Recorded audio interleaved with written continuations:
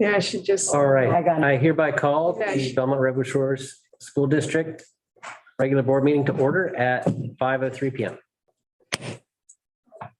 I guess you can take a look at my Chromebook because it's doing.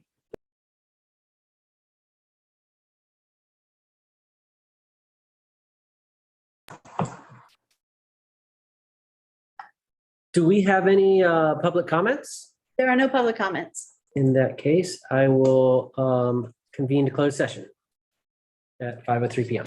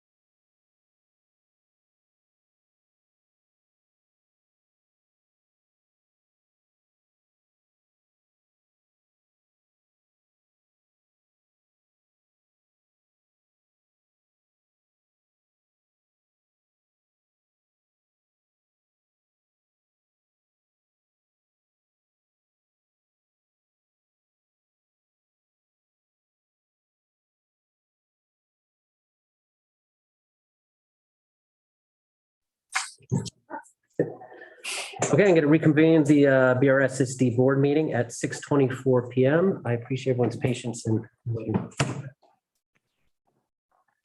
Okay, so item number 5, we will do our flag salute.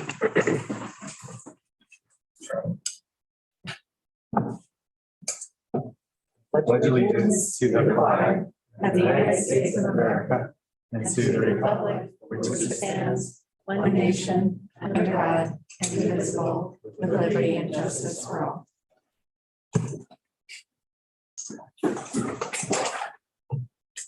Tonight's meeting is being recorded and also streamed on YouTube. And on to item number 7, our Board of Trustees report. And I will start out with, on the end here with Trustee Pugh. Yes. So I just wanted to take a moment to also express my disappointment at all the current events that are happening out there in the world right now with the Russian invasion of Ukraine. Actually, when it happened, I had a hard time sleeping that night because it's kind of like it has so many ramifications on safety and the world that we know it. It kind of harkened back to the day when all of a sudden everything shut down because of the pandemic. I couldn't sleep either. So, I really feel for the people of Ukraine. And I hope that this can be resolved in a peaceful way so that it doesn't drag on and become a really big problem in this world. Yeah, wanted to start out with that. And then the other thing, at the last board meeting, which was not that long ago, I talked about being in the Chinese New Year parade. And that was actually a lot of fun to be able to do that and be part of a group of AAPI elected officials. We had a chance to network beforehand and get to know each other. So it was mostly school board members and city council members. And the coalition was just a group of people who are trying to get AAPIs more involved in public service. So it was a great way to meet other people. And it actually brought back a lot of nostalgia for me. And it's interesting because I grew up in San Francisco and I spent every Saturday in Chinatown going to Chinese school and taking dance classes, and my parents were shopping in Chinatown for their week's groceries. So it just brought back a lot of memories, and to see Chinatown full of people again and thriving and people being excited really warmed my heart. And a lot of times I heard recently that nostalgia is actually very good for your health and well-being. So, that's my recommendation to everyone is find things that bring you that feeling of nostalgia, and it actually makes you feel better.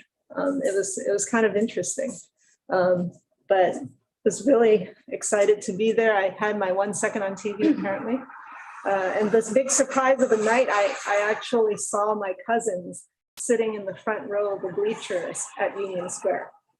So we didn't plan that out. I didn't know they were going to attend the parade in person, but we were both surprised to see each other. And then the other thing, finally, I just want to again give accolades to the district for being very proactive about COVID safety. Many folks had a chance to take a break. I went out of town, and it was really great that we proactively provided our students and staff with antigen test kits before the break started, and had plans for everyone to test coming back. And having the PCR testing available at Ralston and Redwood Shores Elementary, very, very convenient, just to make sure we were safe before we headed out and safe as we come back. So really appreciate that.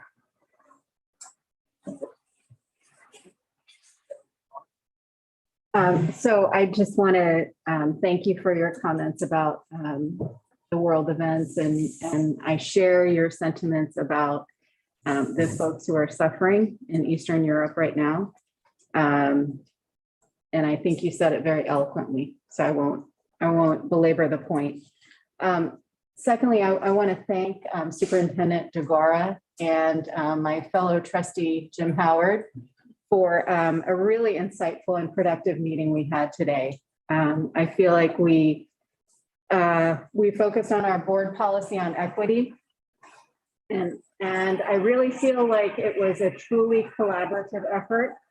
And I think that true collaboration happens where you have trust and where you really actively listen, whether you agree or disagree. And, you can come from different points of view. And it was, to me, just a very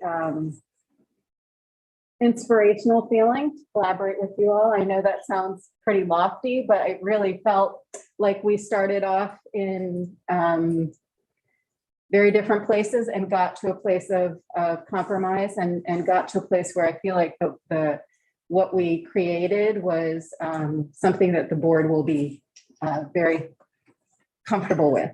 And so that was a really great meeting, and I just want to thank you all for your efforts on that. Third, I guess I would just say that we've gotten a number of emails from parents as well as teachers and staff about the masking guidelines and how they're changing. I know that's something that's on everyone's minds. And I know that Superintendent DeGora has been providing guidance and communication on this. And thank you for being proactive on that. I want to reiterate one of the points that he's made, which is that in this time of transition, I would just encourage all of us to be very empathetic to creating a comfortable environment for all staff, students, and teachers, and create an environment so that those who choose to wear a mask are able to do so without bullying or ridicule. We have seen too many instances, I think, in the news of other states where leadership has actually engaged in behavior that's pretty despicable. So I would say in our district, let us create that environment where we have empathy and respect for all those and respect the choices that people make in this time of transition. And then finally, just on a celebratory note, I'm really pleased to share the names of some current and former students of the RSSB who have qualified to compete at the San Mateo County National History Day contest, which will take place on March 12th. Those of you who watch our board meetings regularly know that I love history. So this is one of my little pet, I don't want to say projects, but certainly one of the things that I take a lot of pride in, and I'm happy to support the students who are involved in National History Day. So here they are: Madeline Howard, Supreeti Bhopale, Carter Hendricks, Jonah Bwan, Sweetpreeti Ratnam, Emma Sangaratsky, Amani Shroff, Roxana Purnell, Nidhi Parvathaneni, Sushant Bhopale, and Louis Park. And so those are all of the students who are going to represent our district, as well as the Sequoia district. Some of these are Carmont students at the San Mateo County National History Day contest. So I also want to just take a moment to thank the teachers, the history teachers who've been supporting these students all year to get them to the point where they can compete. So I'd be happy to share the results of what happens after next week. That's all I have. Trustee Posse. Thank you for sharing the participants of the National History Day. I think the study of history is vital, especially in times like this when we're going through current events that have a lot of history embedded in it. And thank you for your comments, Trustee Carroll. It feels like since spring break was last week, it does feel like it was been a long time ago since our last board meeting. But one of our traditions is to Superintendent DeGora meets with the staff at each of the schools multiple times during the year. And some of the board members will participate in those conversations, and President Leinbach and myself participated today with the Ralston staff, and it's always great to hear from staff directly about what's top of mind for them, what are their concerns, their kudos. They always share, and it's great to hear from them directly. And so that was really informative today. I think we have a couple more coming, and then Trustee Gopale and I are looking forward to our conversation with Sequoia Union High School District to do alignment between our two districts, and that's coming up in the next few days. So I want to echo some of the comments that were made. Certainly, it's hard to follow those comments with anything fresh, but I think my focus today, I want to use my time to talk about one of my heroes in history, because it is National Women's History Month. And that hero to me is a woman named Rosalind Franklin. And Rosalind Franklin was a chemist and an X-ray crystallographer. She did her postdoctoral work at King's College in England after getting her PhD at Cambridge. She was doing her most exciting work on the structure of viruses, coal and graphite, and in particular, the structure of DNA. What I admire about Dr. Franklin is that she was an experimentalist. She was working at a time when theorists were being celebrated. You'd had Linus Pauling come along and theorize about different kinds of structures that were important to biology, falling in line with the history of physicists that had come up with different theories of physical phenomenon. But Rosalind was an experimentalist. She said, prove it. Don't just think about it, prove it. And if I've learned anything in biology, one of the most important things is that biology does what biology does. It doesn't do what we think it should do. It doesn't do what we want it should do. It evolves and adapts in a unique and beautiful and elegant way. So Rosalind wanted to know. She had to prove the structure of DNA. And in fact, she did do that. The story, as I understand it, is that Watson and Crick, two male professors from the United States, came to her lab, and a professor showed her work to these scientists, who then said, aha, she has it. She has the structure of DNA. It's a double helix. They went back to America. They wrote their manuscript in theory, citing her as an unpublished work, and then claimed to have discovered the structure of DNA, when in fact, it was Dr. Franklin's work that had done this. They were awarded the Nobel Prize for this, along with her advising professor over top of her work. And unfortunately, posthumously, she was eventually awarded that Nobel Prize for that work. So really, three men had come in and taken her credit for her work that she had so elegantly performed. She was really the person who had done the work and discovered DNA. Many people argue about this, but really it's Rosalind Franklin that deserves all the credit for this discovery. And it was taken from her at a time when women weren't as respected in science as they should have been. And I'm glad that the Nobel Committee finally found it fit to award her that recognition. So again, my hero that I want to recognize today is Rosalind Franklin. And then I'll give up on that. What's left to say? Not sure how to follow that. And of my colleagues as well, many comments that I had on my list to share as well. One thing I will tack on to Trustee Posse's comments about the brown bag with the teachers at Ralston. I just want to share that with the community. They did mention a concern over traffic and safety and parking. So just wanted to share that maybe everyone who is doing drop-offs and pickup at Ralston to be more courteous, take your time. There's no rush, keep safe. drop your kids off at the designated spots and don't drive in the non-designated spots. So just wanted to share that.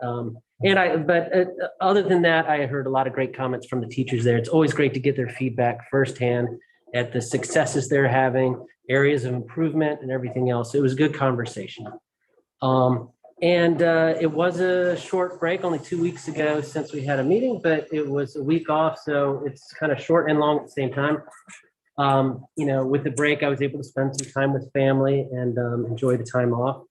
But in between that time, I did attend a meeting that the city of Belmont put on at Twin Pines Park Senior Center regarding the districting process they're going through right now. And just wanted to share at our last meeting, we had Councilman Stone, Charles Stone, come to talk to us about that. And just want to make awareness that the city of Belmont, for the election this November, rather than an at-large election, it will be by district. And they're drawing those maps up right now and looking for community input. So if you're not aware of this, please educate yourself. Go to belmont.gov and read up about it. And the city would love to hear your feedback. With that, I will turn it over to the superintendent. Great. Good evening, everybody. So two updates. First, I do want to start by piggybacking on some of the trustees' thoughts around the Russian-Ukrainian incidences, passing on condolences, but also support. We do have many Russian and Ukrainian families that live in our community and are attending our schools. So I want to share our support for our families locally, but also to put out there that as they may be looking to provide support for family, for those traveling, for refugees, we are here to support our families as well.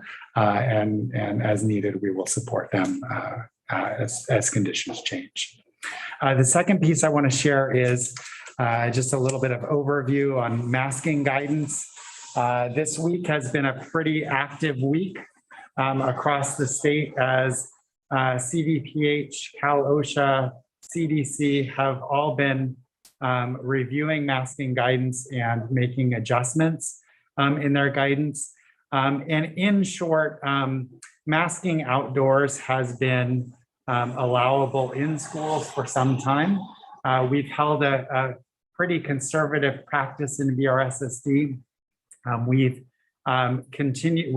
always highly encouraged masking, both indoors and outdoors. Our encouragement of masks outdoors has made it feel like it's been required all along, which made sense given Omicron and the surges we are experiencing.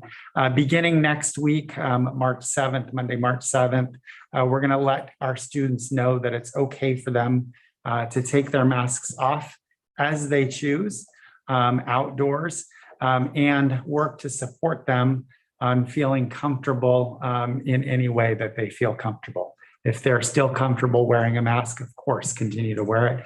If they're comfortable removing it outdoors, they may do so next week.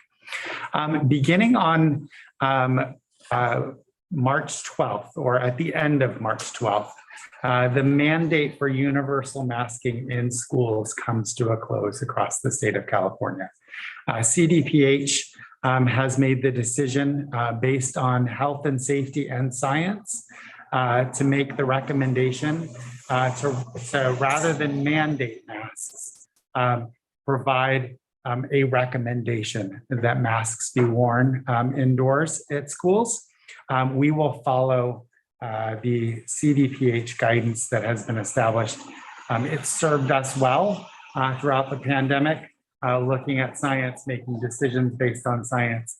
And it's at this point that CDPH says that it is now safe for individuals to remove their masks indoors in schools, with the caveat that it is still strongly recommended. So we'll be adjusting our language and working with our community to support strong recommendations while allowing masks to be optional in schools.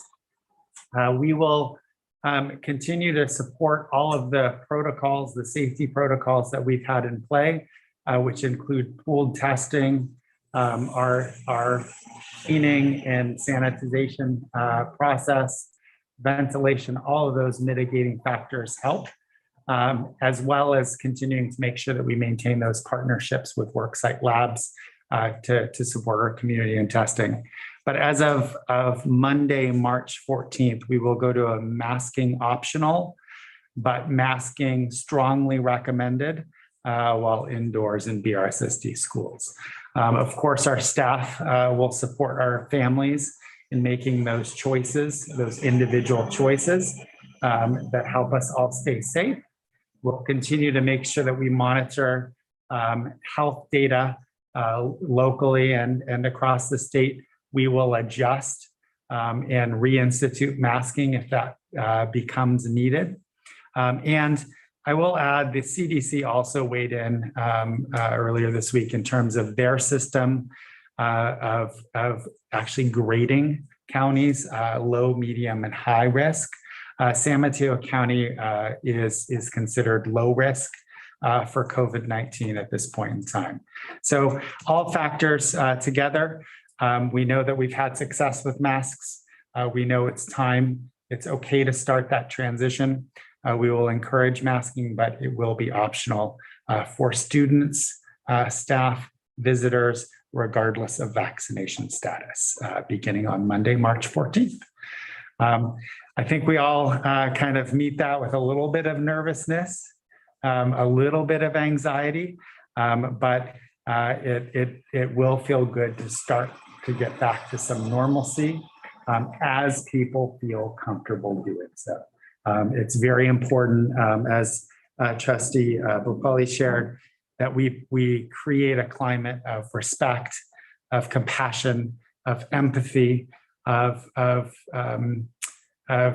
making it okay to do and have an individual choice and have our individual choices be validated. I know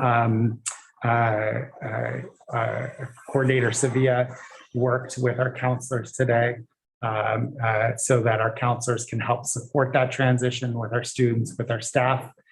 Principals are thinking about how they are connecting their school climate to masking practices to instill that support across the board. So that transition will happen on the 14th. I've already notified staff internally, shared some information with them today, and I will share more broadly with the community tomorrow. That's it for my report tonight. Thank you, Superintendent Tagara.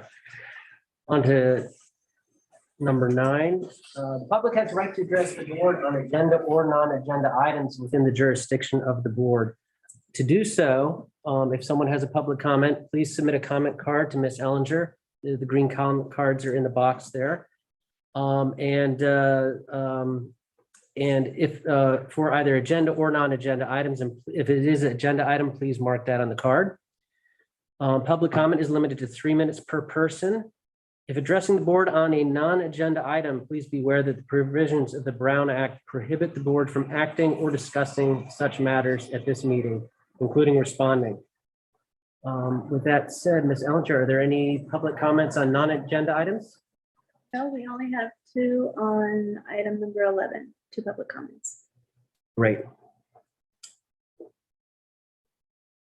Then we'll move on to item number 10, the approval of the agenda and consent agenda. Are there any requests for modification to the agenda or consent agenda? I will just share there was one missing G on one of the PDFs. We'll make that for our board policy. We'll make that adjustment before it's public. Excellent. Otherwise, is there a motion? I'll make a motion to approve the agenda and consent agenda as amended. Second. All those in favor? Aye. Any opposed? The motion passes unanimously. Item number 11 is the resolution of the Board of Trustees of the Belmont-Redwood Shore School District to renew the education parcel tax. Yes, and Ms. Ellinger, we have 2 speakers if you want to call. So the first speaker we have is Chandra McKeon. Oh, look, it's me again. You didn't think you'd seen this soon, did you? Good evening. I'm Shauna McEwen. I'm here tonight wearing my many hats that I wear in this district. As a teacher, as a parent, as a community member in BRSSD, I know how important having quality education is for my students, my daughter, our families, she's hiding back there in the corner, and our entire community. I have seen how these funding measures have supported our students over the years by providing new and innovative learning programs, and while also ensuring they build a solid foundation in core academic subjects like reading, math, technology, sciences. Measures R&K provide the resources needed to keep highly qualified teachers in the classroom and ensure our students have the skills they need to compete in both high school, college, and even beyond. I fully support the board renewing this essential source of funding for our schools. Thank you. Thank you, Ms. McKeown. Thank you. Okay, and our next speaker is Gopal Ratnam. Good evening, everyone. My name is Gopal Ratnam, and I'm here as a sandpiper parent of two girls, one in 8th grade and one in 1st grade. And I'm also here as the co-chair of Friends of Belmont and Redwood Shore Schools campaign committee for this measure.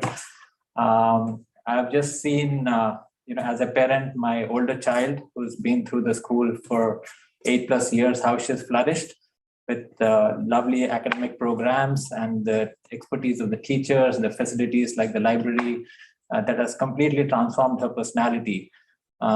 Really, I wouldn't want my second one who's just starting her schooling to miss out on these wonderful opportunities. So firstly, thanks to Suvarna for actually having brought this, this opening that had come out for co-chair, and having seen Suvarna, for the last almost a decade or so, the kind of work, Suvarna, you've done for the school, the district, was truly inspirational for me always.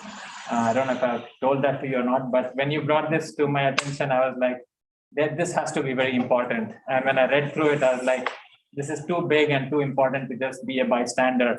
So I've had no experience of doing this. So I just jumped in as the co-chair and said, I'll do everything possible to bring these funds back to the school that my children have enjoyed all these years. And here I am, just hoping that the district puts the measure on the ballot and pushes this forward. And in my capacity as a co-chair, I'll do everything possible to spread the word and make this happen till the election day. So thank you so much for giving the opportunity to speak here. Thank you for your comments. Great. Tonight, before you tonight, board, is a resolution calling for the June 7th, 2022 election to renew education parcel taxes. I actually think our speakers did a nice job in summarizing. These parcel taxes help maintain core academic programs, highly qualified teachers in our local schools. And tonight we consider placing that parcel tax measure on the June 2022 ballot. A potential measure would not increase the current tax rate, but instead combine and renew the existing two parcel taxes at the current rate of $292 per parcel per year for 10 years with an added cost of living adjustment. I think it's important to note within the resolution language before you tonight, the items that the parcel tax would go to support, protecting core academic programs in science, technology, engineering, reading, writing, art, music, and math, maintaining accelerated math and innovative programs, attracting and maintaining highly qualified teachers, keeping school libraries open, retaining reading specialists to help struggling students achieve at their grade level, retain qualified counselors to support student wellness, prevent deep cuts to education in elementary and middle schools, and maintain small class sizes. When we look at the totality of the parcel tax and local funding sources between school force and the parcel tax, bringing in roughly $5.5 million combined, our local funding is incredibly important. To lose a parcel tax of approximately $3.5 million would be detrimental to our district. And before you tonight is a resolution for us to make that effort to our community via a parcel tax. Recommendation to approve the resolution. Is there any discussion, questions, comments? I just want to make a few go ahead. Go ahead first. I think this is eminently reasonable as a resolution. It does not increase our parcel tax rate. It does so for a sunset period of 10 years. And it funds very necessary elements of our school district, without which we couldn't function and provide such an excellent level of education. And so I think I highly support this. I do want to just make a comment about our speakers. Want to thank Chandra McCune and Gopal Ratnam for coming here tonight. And I see Tim Hoffman in the audience as well, who has been integral in the committee. I just want to, I think that the three of you all really are a great encapsulation of why our district is so strong, because we've got that parent support, we've got the teacher support, and it's always in something like a parcel tax. It's so important that we have the support of parents who have younger children. And Gopal, I appreciate that you've got a little one who will be in the district for a very long time. So that's very important to have that new blood coming in and supporting the district. So I just thank you all for being here tonight. I fully support this resolution, and yeah, I'd be happy to make the motion, but I know Trustee Howard would like to make some comments. So concur, number one. To me, one of the things that appeals to me about this particular resolution and the parcel tax that we are advocating for is that it achieves several goals. One, it's allows us to recruit and retain the excellent teachers that are the heart blood of our programs. Without this parcel tax, we just won't have the same quality of instructors that we enjoy in this district. And we're very grateful to their efforts, but we also want them to stay and bring in more people. The other thing I appreciate about the language of our parcel tax is that it is mindful of the limitations of folks that may not be able to contribute in a meaningful, easily to that burden.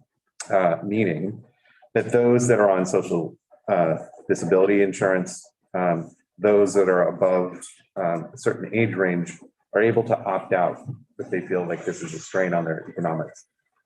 And I think that particular piece and mindfulness about being sensitive to our individual economics at the ends of the spectrum is really important. And I'm also grateful that the language here is a 10-year parcel that is mindful about capping any potential cost of living increases. In other words, when we typically pass these kinds of parcel taxes, we make huge jumps. $98,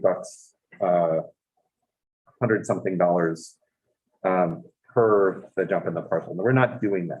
We are starting where we are, and we're very, very measured about any potential increase by focusing in on a cost of living adjustment.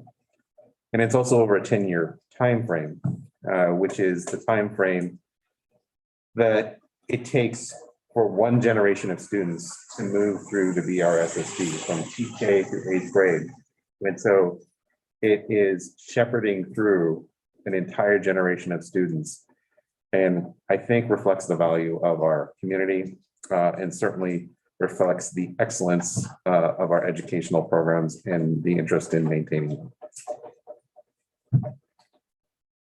Just like to add that I'm not sure if everyone knows, but all of us are parents in the district who all, if you include this year, we all have children who have benefited from the entire span of the district's offerings. And so when Trustee Howard talks about the excellent staff and talks about the programs that are offered, just as our speakers mentioned, our children have benefited from that as well. And I think it absolutely makes sense for us to continue, as Trustee Howard said, these programs are not,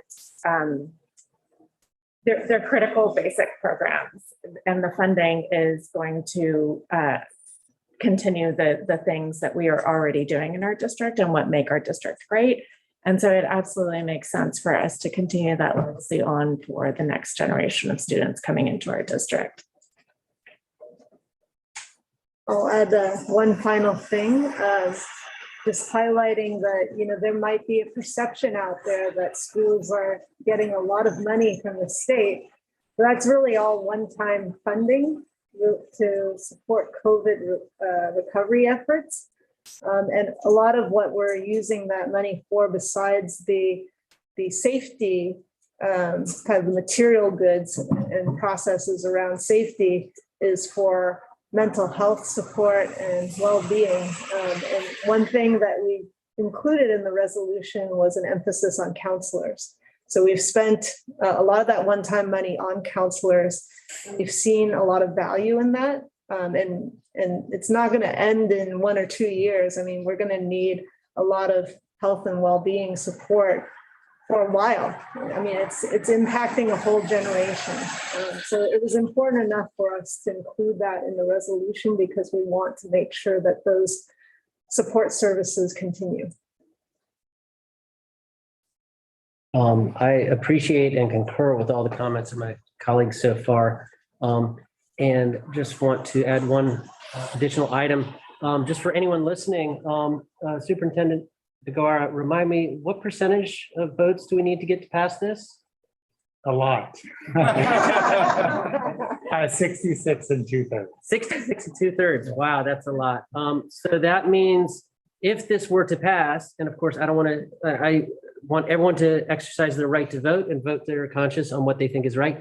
But if this were to pass, we would need a large percentage of participation of families within the district that are going to benefit from these taxes. And in the past, my understanding is that many families of the district have not even voted. And Measure K went through, I recall, it was a nail biter. With the first count, it was losing. And by the second or third count, it just eked out.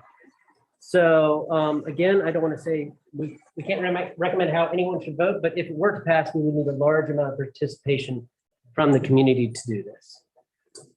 And also, I want to thank any community members who came to speak about this and give their great comments, and for their efforts in helping this parcel tax should we decide to approve it, the resolution. I move to approve the resolution of the Board of Trustees of the Belmont-Redwood Shores School District calling for a June 7th, 2022 election to renew education parcel taxes. I second. All those in favor? Aye. Any opposed? Okay, it passes with unanimous vote. I feel like there should be some applause or.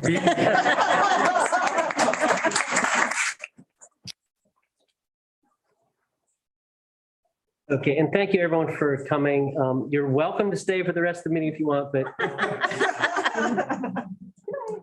good night. Good night. Thank you for joining tonight. And we'll move on to item number 12, which is another installment of our very enjoyable school spotlights. And tonight we have our special guest, Principal Adler, to speak to us about Ralston Middle School. The floor is yours. I brought the whole team with me. So with me tonight are assistant principals Kelly Jorgensen and Patrick Wilson, and then 6th grade counselor Lauren Rocha and 8th grade counselor Tiffany Sam. And I think most of you know 80% of this team is brand new to BRSSD this year, and we are here with great energy, enthusiasm, dedication, and determination to move the school forward and continue some of the excellent traditions as well. moving for you? No.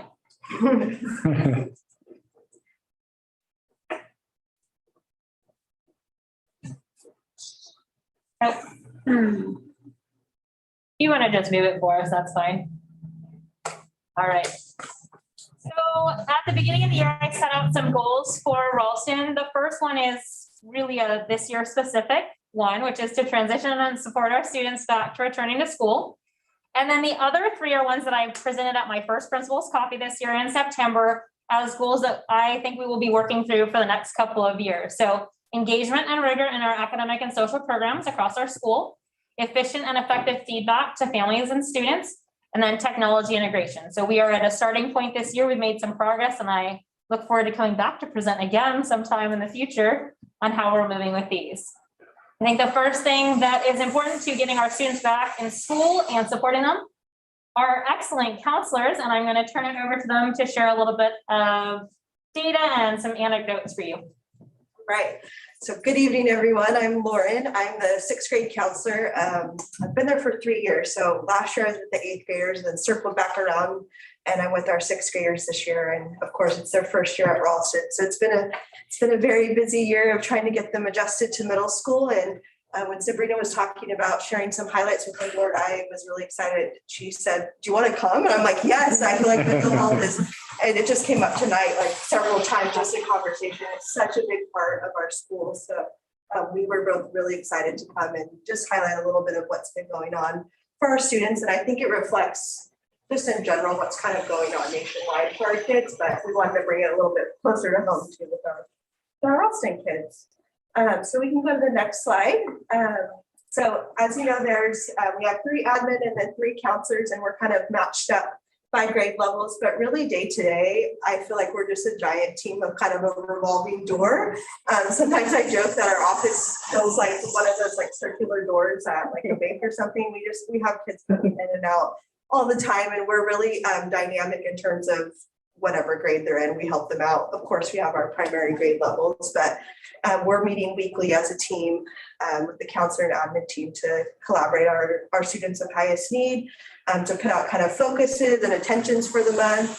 We've worked on a counseling newsletter monthly to just kind of highlight resources, talk about things that we're seeing presenting for the kids. And I think it seems like it's been really, really well received by our community. And I've had some parents even bring up some of the things that they've seen on that newsletter. So we plan to continue that. That was something we started virtually, but we want to highlight what's happening for our department.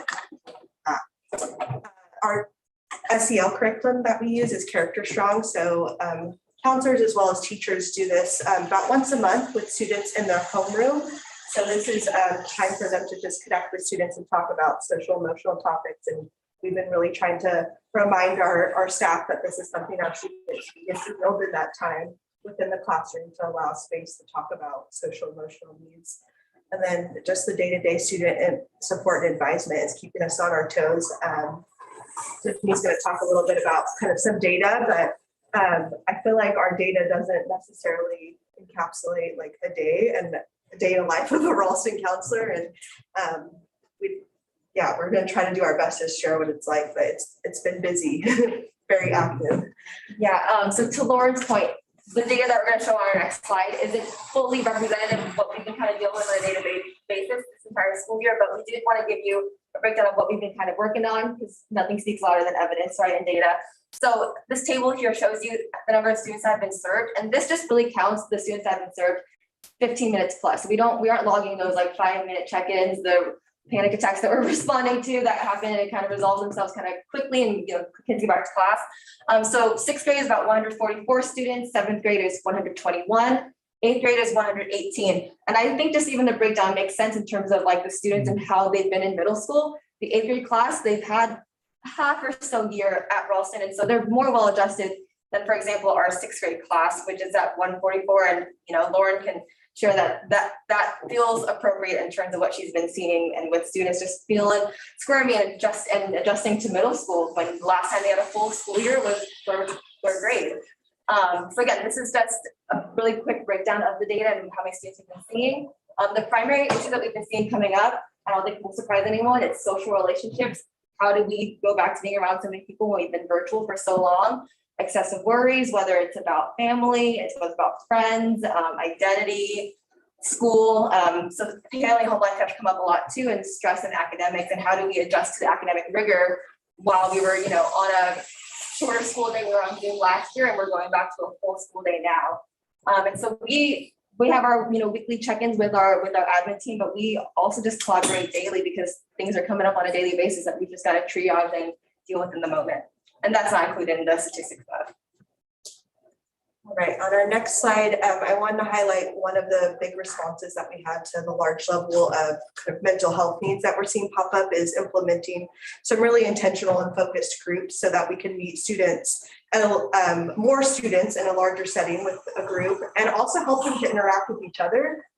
Because like she said, what we're seeing is a lot of the gaps in the social interactions and how to talk to each other about how we're feeling or how to interact with one another in appropriate ways. So to me, group setting is perfect for that. It models how to talk about your feelings in front of another peer, and then also gives them some peers that maybe they have a connection with after, that they have this like kind of special bond that, oh, we went through this together and we learned something about each other. So we've been doing a few different things this year. One of those is a coping skills group. So that was actually in the fall semester. There was 2 different groups that we got some help from our school psychologist as well as our mental health team to kind of boost up what we need some more help. So they did 2 different groups during lunchtime to provide some help for our students with just coping skills, and kept that really broad and open for students.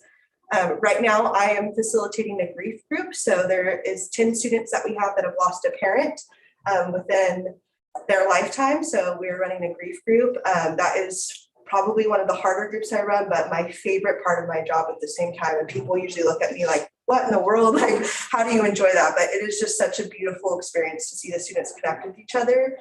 We started this on Zoom last year, and the students actually, a few of them came back that were still at Ralston and said, can we please do this again? So we were able to add some new students in and keep some from last year. And it's just really neat. And it's all students who have lost a parent. So a really neat bond for them to have with one another. And I think you're going to talk about the next one. And then in the next couple of weeks, we have another 2 groups that are starting. They're open emotional processing groups. Again, we're keeping it very vague to really address the students that we weren't able to get through that first round of the coping skills groups. We are partnering with Kate. She's one of the she's one of the school-based mental health providers at the district. She's wonderful. She just came back from maternity leave, so we're excited to have her back. And one of the counselors will be partnering with her for each group. And we'll have about 10 students per group. Yeah. And for that group, we're going to have a weekly theme of, okay, we're talking about anxiety or worry today. The next group, we might talk about sadness, that everyone can share in the group a time that they felt that feeling or somebody that they know. So it could be about their own life, about somebody else, and just a way to connect over different emotions that humans feel. So I'm going to keep it really broad, but allow students to kind of practice those skills of talking about how they're feeling. That's our quick little highlight of what we've been up to. I feel like we could do probably a whole hour of other information, but we just wanted to do a quick little update. All right. Thank you for having us. I get to do the fun stuff. So our school spirit engagement, what we're trying to do is promote, our community coming together, welcoming our students onto campus, doing things that are just generally fun with them. So some of the activities are listed there. We had a great welcome back barbecue for 6th graders, and then we went on to have another one for 7th and 8th graders. They were a huge hit. We had a lot of kids there, a lot of families there. It was wonderful. We are so lucky to have Web, and they helped us with 6th grade orientation this year, had activities set up for the kids, tours. We had a 6th grade carnival right around Halloween time. Again, huge amount of students showing up for that. We have summer socials set up for the near future for 8th grade and for 7th grade coming up. We had our music showcases going on where the music teachers did invite the rest of the community to come out, the school community to come out to watch, and they did a great job. We have elective collaboration projects going on, our web and student government events that are constantly happening throughout the school year, our spirit days. We had a PE flash mob. They had done a dance unit, which was a huge hit. The kids wouldn't tell you that, but they were really enjoying it. And then during lunch one day, they had a flash mob and they were all out there doing the dances. It was really incredible to see. It's fantastic. We celebrate Students of the Month. So there are different ways that you can earn Student of the Month. So teachers put those in each month, or they can choose a student per period that they teach, and we give them a certificate. It's a big deal for the students, and they're really proud of themselves that they earn that. We do for celebrations and cards for birthdays. Every morning on announcements, we announce that there's a birthday within our community. And at the end of the month, they do get a cupcake for their birthday, and they do get a signed birthday card from myself, Mrs. Adler, and Mr. Wilson, for their birthday as well. And as I'm sure you all know, our after-school sports program is wonderful, and we're real proud of what we do. And then we have clubs and groups going on constantly, and we're going to be adding to those clubs as well as in the future. The next slide just shows some of the students doing some of those activities. Oh, the bottom one in the middle, we had a, this was during a staff meeting. We actually had them do like a fashion runway type thing with toilet paper. We gave them a period of time to come up with some sort of a fashion item and then dress somebody up from their group. And it was a hit. We had a good time. And then the next slide.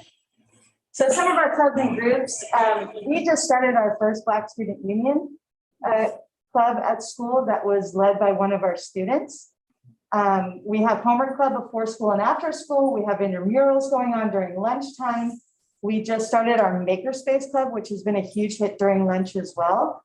We have our math Olympiads, and you can always tell a math Olympiad day because at about 4:15, there's a huge amount of students leaving, waiting for their parents to come pick them up.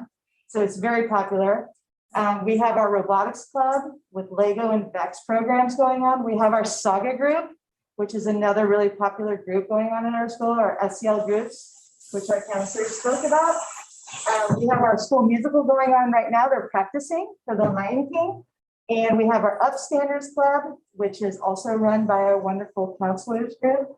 And we also have our web-led clubs, which included art, dodgeball, reading, soccer, trivia that go on during lunch as well. And we have plans for many, many, many more for the next year. All right, so even though we know it's a tough year with COVID, I still feel it's very important that we are moving instruction forward and that we are thinking about some consistency for our students. Some of them have 7 different teachers and have a lot to balance. So this year, we are starting to work on some classroom consistency and hoping to improve that even more next year, looking at our classroom environments, something I introduced briefly in October, and then we are moving more into right now. Go ahead and go to the next slide. So the expectation I set forward was that the first day of second semester, I wanted to see on every board somewhere, I want an agenda so the kids know what to expect. What are the objectives so they can evaluate that. Homework, if your class has homework, the kids always ask what the date is. So I said, put the date up there, it could be different places. And then really wanted to start moving towards reinforcing vocabulary and background information about units. So that was kind of the next piece we started to tackle. And then there were different things that we're doing as well. What kind of materials, what's the schedule for the day? Some of you know we have a rotating schedule with the 7th period that swaps in and out. So, and then essential questions for the unit. Okay, keep going. Why do we do this? So I've shared some literature with the staff about why we're doing this. And really it is just letting the students know what we need to do, helping them with executive functioning and breaking things down into smaller tasks, helping with organization. They need clear expectations. That really does help. They are middle schoolers. They are learning so much and they are in disequilibrium and all over the place going through puberty. So we need to help them. We want them to assess their own learning as well. Go ahead and go to the next slide.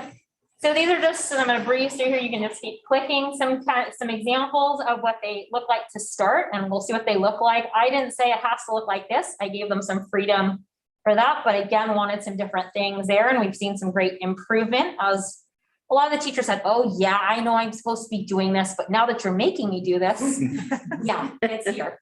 So just different things depending on the style of the teacher. And so we've seen a lot in terms of compliance and moving in that direction, which is important. Okay, then the next piece, which was not quite as popular, but that's okay, is word walls and unit walls. Again, I think a lot of you know that although we do traditional spelling tests and things like that, we get a lot of our words through reading and seeing them. So the next piece that we really are working on is getting these words on the wall, ideally having a definition and a picture to help them remember them, reinforce them, and help with those literacy skills. So that is the next piece we are working on. And I gave them a little more time, somewhere in the middle of unit. So I said, well, the next unit where you have time to really start planning this out. So again, you can go to the pictures where we're starting on this. So you'll see in 17, these are some examples of some word walls and unit walls. They vary. Kathy Tofe's The Outsiders. We've got Samantha Pappas's unit wall, which is on the Constitution, and Dawn Graves, the India one, which one of our paras helped with. And lots of just different things to pique the interest of our kids and start reinforcing some vocabulary as well. All right, I'm going to be talking about electives at Ralston. First, we have here our 6th grade electives. Every 6th grader has the option of either doing band, orchestra, or choir, and if not, they might be in study skills, directed studies, and if none of those things are true, then they are in the wheel, which is the majority of students. The wheel is a great opportunity for students to kind of get a sampling of electives that they will see further developed in 7th and 8th grade. So they get placed at some spot on the wheel, and it rotates quarterly between these kind of introductory electives. And you can see, it's kind of small up there, but you can see what some of those are. And like I said, each one has a counterpart in 7th and 8th grade, which if a kid really liked, that art wheel elective, they can say, I want to do art in 7th grade or whatever it might have been. There are 8 different courses offered, and we have 2 different art teachers this year, which is pretty great because it allows them to try different styles of art. You can go ahead and move on to the next slide. For 7th and 8th grade electives, we have a huge range. Actually, I've been working in middle schools a while, and I'm so impressed with the breadth of electives that we offer at Ralston. You can see a lot of traditional ones, art, band, so on, but you see animation, you see psychology of happiness, you see all kinds of different things up there. And it's one thing to have these electives, but it's another thing to see how they interact with each other. We have, I don't know, many of you have probably seen the animations that Steve Pomeroy has his students do. And if you're not familiar with it, the choir is the one singing the songs. And sometimes with Angela Sveda's class, they'll put together a website, all kind of revolving around the same projects. There's lots of cross-curricular collaboration between the electives, which is always great to see. And then I think here you have some pictures here of different students and electives, lots of hands-on learning. It's always so fun for me. Whenever I'm having a stressful day, I walk into the art class. See what's going on in there. It's great to see kids molding clay, things like that. It's a lot of fun.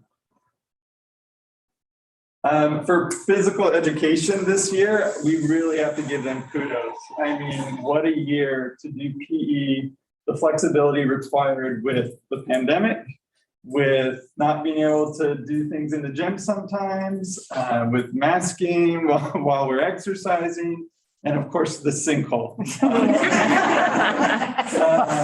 It was really good. Put it out there. Thanks for bringing that up. I was gonna put the picture, but I figured the kids were more important than the hole in the ground. But think about that challenge for a PE department with the field and stuff like that. And they came together to brainstorm new ideas. They came up with a whole new outdoor unit that involved lots of different fun activities like circuit training, spike ball, ladder ball, cornhole, juggling, and hand-eye coordination. It's a lot of fun. And we have also utilized PE this year to do our COVID testing. In the beginning of the year, man, it was just a puzzle piece trying to figure these things out. And now it is such a well-oiled machine. Mrs. Mazzell has been just amazing helping us out, kind of coordinating between the different PE classes and the the concentric nurses that are helping us out. Really big kudos to her. We are definitely already planning for next year, looking at new equipment, new units, trying to really flesh out what we would like to see next year as we reimagine PE. As I mentioned, one of our big goals is efficient and effective feedback, and we're moving in that direction. I think most who've gotten to know me know that I'm pretty transparent. You're going to get lots of details. I've started my Ralston Reporter newsletter that goes out on Sundays. It has pictures of what kids have been up to in the classrooms and shares a lot of details, and sometimes requires reading it 2 or 3 times because there's a lot of details, but it's there if you need it. And then lots of communication with COVID and other things on Parent Square this year. Hosting a monthly principals coffee, picking a curricular topic. I know math placement is always a big one. So we did math part 1. We still have to do math part 2 in April, but really trying to be transparent there. We do our morning announcements to make sure everyone knows what's going on. And we're working with our families. I think they're surprised. A lot of the families are going, it's 8:30 at night. You're calling from your home phone or it's you. Yep. Sometimes I don't get to that till the evening because I want to be present with everyone during the day, and Kelly and Patrick are on the phone too. We are working towards updating our grades in a timely manner. I think our PE department, that's a newer thing also to be doing that. Goal is really every week or 2. We are moving in that direction, and then just trying to get staff to pick up the phone, call families, email families, and let them know how students are doing. Technology integration is another piece we've been working on this year. We have our new one-to-one Chromebook program that we rolled out in the fall. We got some new apps. So my favorite new one that I brought with me is called PBIS Rewards. We have a digital online student store. The kids earn fake money for demonstrating good behavior and different values at Ralston. And then they can shop for Ralston swag, put it in the cart, and then it gets delivered to them. So that's one of the fun new ones. And some others that we're using. A lot of teachers are now utilizing iPads. We are replacing some of our systems in the classroom. So there's flat screens now growing in because the smart boards are becoming obsolete. We have the Red Cat systems. And every Sunday, I also send out a staff bulletin in addition to my Ralston Reporter, and make sure that I have some kind of technology tip for teachers in there. So something small that helps them improve their technology. And then the next step, as you'll see on the next slide, is really thinking next year more about how are we integrating purposefully and looking at the different ways to use these. There's so many different tools out there. Next slide. What are our next steps? I mean, we've been pretty busy actually when I looked back. It's amazing. Some of you know we will be rolling out our universal breakfast pilot on the 21st, and we will be making a bell schedule adjustment. So I'll be sharing that this weekend with our families as to we lengthened our 5-minute snack to 15 minutes to get students through and took a few minutes off the lunch and passing periods. We are looking at our bell schedule for next year to see if we might want to tweak a little bit. And school rules, since we kind of inherited all the rules, I'm much more strict with cell phones, I think, than in the past. So we're going to really kind of look at everything and make sure they're very clearly communicated. As you saw, our big claim to fame is our elective program, and why stop with what we have? We've got some new things coming too, which I'm excited about. So we're hoping to bring back our culinary arts elective next year. However, I think we're going to call it family and consumer science. So it's going to be culinary, it's going to have sewing in it, and then they're going to do some budgeting and life skills in there. So we're starting to plan that. We are going to be offering beginning band and beginning orchestra, which we're really excited about if students didn't get to do that at the elementary school. A new hands-on robotics class with microbits, EV3s and Lego spikes and hummingbirds, or different kinds of robotics that they're going to be programming and moving and doing. And then I'm partnering with the County Office of Ed, and we are going to be awarded a $38,000 grant. And we will be in a cohort with South San Francisco to implement a green technology new elective as well. So it has different modules that are 6 to 8 weeks long, and there's different projects within, and then a capstone project at the end. So some of the areas are biotechnology, agri-science, energy and power, engineering, computer science, lots of different things. So I'm really excited about that. We're going to get some money to buy new materials and then use some of our school force dollars as well to this elective as well. Some new things. As Kelly mentioned, more clubs and lunchtime activities to support our students. School Loop will be going away, so we are planning to be moving to Aries, and that's where we already take attendance, so it'll be okay. We're gonna do some training at the end of this month. With School Loop going away, that is our website right now, so I haven't put a lot of time into the website because we have to build out a whole new one coming up. And then next thing's voice, choice, and differentiation. That was too much for this year for the staff, so we'll start looking at that and continuing with our big goals. I just want to say a huge thank you to our staff, to our families, and our students. It's been quite the year, and it's only March. We've still got a few more months to go. Thank you so much for having us tonight. All right. Thank you for. Don't go too far. I will. I'll open up for questions from the board. Anyone, Trustee Bopali? You go ahead. Just first of all, thank you for your energy. My goodness. I mean, you know, if any of us was feeling a little low energy, you pepped us. And it's evident with all of you. So I can tell how much you love your school and how much you love your jobs, and that clearly comes through. So first of all, thank you for that. Really great comprehensive presentation. Wow. I feel like I thought I knew Ralston, but I learned a whole lot, and I learned that there are so many new things happening that are very exciting. One of the things I wanted to ask you about was I noticed in the electives, there were 2 electives that looked really interesting to me, but I wasn't clear what they meant. So there was one about PBL, public project-based learning, and then there was one on strategy. So I wonder if you might be able to elaborate on those. Go ahead, Kelly or Patrick. So project-based learning, it's the classes essentially built around, you know, coming together as a group, as cohorts and working together to solve problems. In the beginning of the year, I know that they were building cities and they got to make a choice on how they were to build a city. It could be a 3D model, it could be a 2D model. So they had several different, but they had to have certain essential parts to that city. So they were learning about not just how to build something, but how to sustain the city. Yeah. And then you want to talk about strategy? Sure. Strategy is a new elective this year. Mr. Pickett teaches it. Essentially, students, they learn how to play different games, but they really go into how do you win? What's the strategy here? They kind of get experience playing. It's a lot of fun, but then he dives deep into what is the kind of the skill? What is the thing that we're practicing here when we're playing this sort of game? How can you get so good that you'll beat your parents, basically? And that's essentially the gist of strategy. That's very cool. Both of those are very interesting. The other question I had was Trustee Fossey mentioned that we have a 2x2 coming up with Sequoia Union High School District. And always on our agenda, there's too many items, but I'm going to invite you to add some if you want.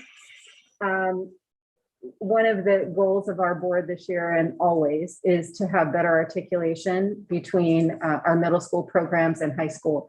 And so I wonder if there's anything that you would want us to ask them or supports you would want to better that transition. Just open it up for you. So I think we didn't get to do it this year, but we are looking forward to going to classes over there to see what's going on. Something that I've done at Woodside and Sequoia High School in my prior district. It's helpful to see what the math classes look like, what the language arts classes look like, for them to come out and see what our classes look like and what the expectations are, and talking about what things do our kids need to be ready when they come in there. The other thing, and it ties into where I'm going with electives, is we would like to build out a CTE pathway, so a career technical education pathway. And so that our electives, especially the STEM related ones, are going to tie to there. So something that this is part of the county grant that we're getting as well, so that the kids are getting to experience some of these classes at Ralston. And then they're able to go to some of the higher level classes because they've already had coding. They've already had some engineering. They've already done some robotics. And that was something that we were starting again in my prior district with Woodside, aligning those courses to create a pathway. So that is what we are starting to build out here at Ralston. And we are hoping to get over there and work with their elective teachers to align that. And when you talk about a pathway, are you speaking of their BTI, their Biotech Institute? Is that a path? That could be a pathway. And the different Sequoia Union High School districts have some of their different elective programs as well, their engineering. At our prior school, we did Project Lead the Way, which tied to, I know that they have at a number of their high schools as well. So looking at how those align and what the classes look like here so they can get to those capstone classes at Carlmont as well. So there's going to need to be some alignment again and planning. And I know if we decided to push further to get more grant money for a CTE pathway through the state, there has to be actually really good alignment with the high school where we're working hand in hand and those feed into each other. And something we can talk more about offline and go through some more of those details. Absolutely. Sorry, just one other question because you said capstone. So the capstone program you're talking about is different than sort of the pathway for the capstone diploma that Sequoia does. Yeah, good question. And again, I know a little bit more about how this works at the other two high schools that I work with. They have their certain pathways where you get from here to the AP classes, et cetera. So we're going to be part of that pathway to get them. So they don't have to start necessarily in the introductory course, but they can start jumping here so they get to those more exciting classes. So all of that is really exciting. And I would just say, you know, it'd be great to continue the conversation. This is something that's really important to the board. So thank you all. Yeah. And I'll just jump in there and share that we had an October visit planned. I think we rescheduled for November, December, and then got derailed with COVID again. Yep, and But we're committed to still pressing forward for this spring. So coming soon. My goal is to get to know the admin there, and then I decided I had a lot going on at Ralston, so maybe I should just focus on Ralston this year before getting to know everyone at the high school.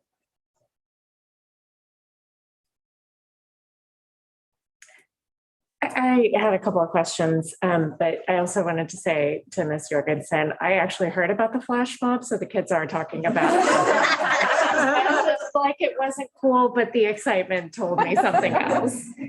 I was going to ask the counselors, just with the upcoming changes for masking guidelines, are you guys anticipating more anxiety around that, or what are you expecting? Definitely. And I think Dan mentioned it earlier. We talked as a district counseling team today, and we're kind of prepping for some different scenarios. I think it would be naive to say that there wouldn't be anxiety or that there isn't going to be some sort of uncertainty or response either way. And we're starting to talk today about how we're going to educate our teachers and prep our teachers with some resources of what to do either way in situations if students are saying things to one another or feeling unsettled in class with the mask on or off. So we are prepped to send some resources to our staff and anticipate that will likely be something that happens for a population of our students. You know, kind of too soon to say what will happen, but we're preventatively trying to kind of prep our staff and get ready for what's to come and send some resources and potential like discussion topics that they can have in homeroom. And I know our PE department, I think it was Kelly who saw them today, they're planning to do just a whole discussion and prep with all the students. So PE sees every student. I'm just talking about like, okay, we're getting ready for a change in mask wearing and this is what our expectation will look like for you at school. So and we're meeting tomorrow to do more thorough planning on things to give the teachers this weekend and start prepping for next week, get them ready for the following week. Awesome. Another question for you guys, the groups that you talked about, I was just curious how the students are selected for that.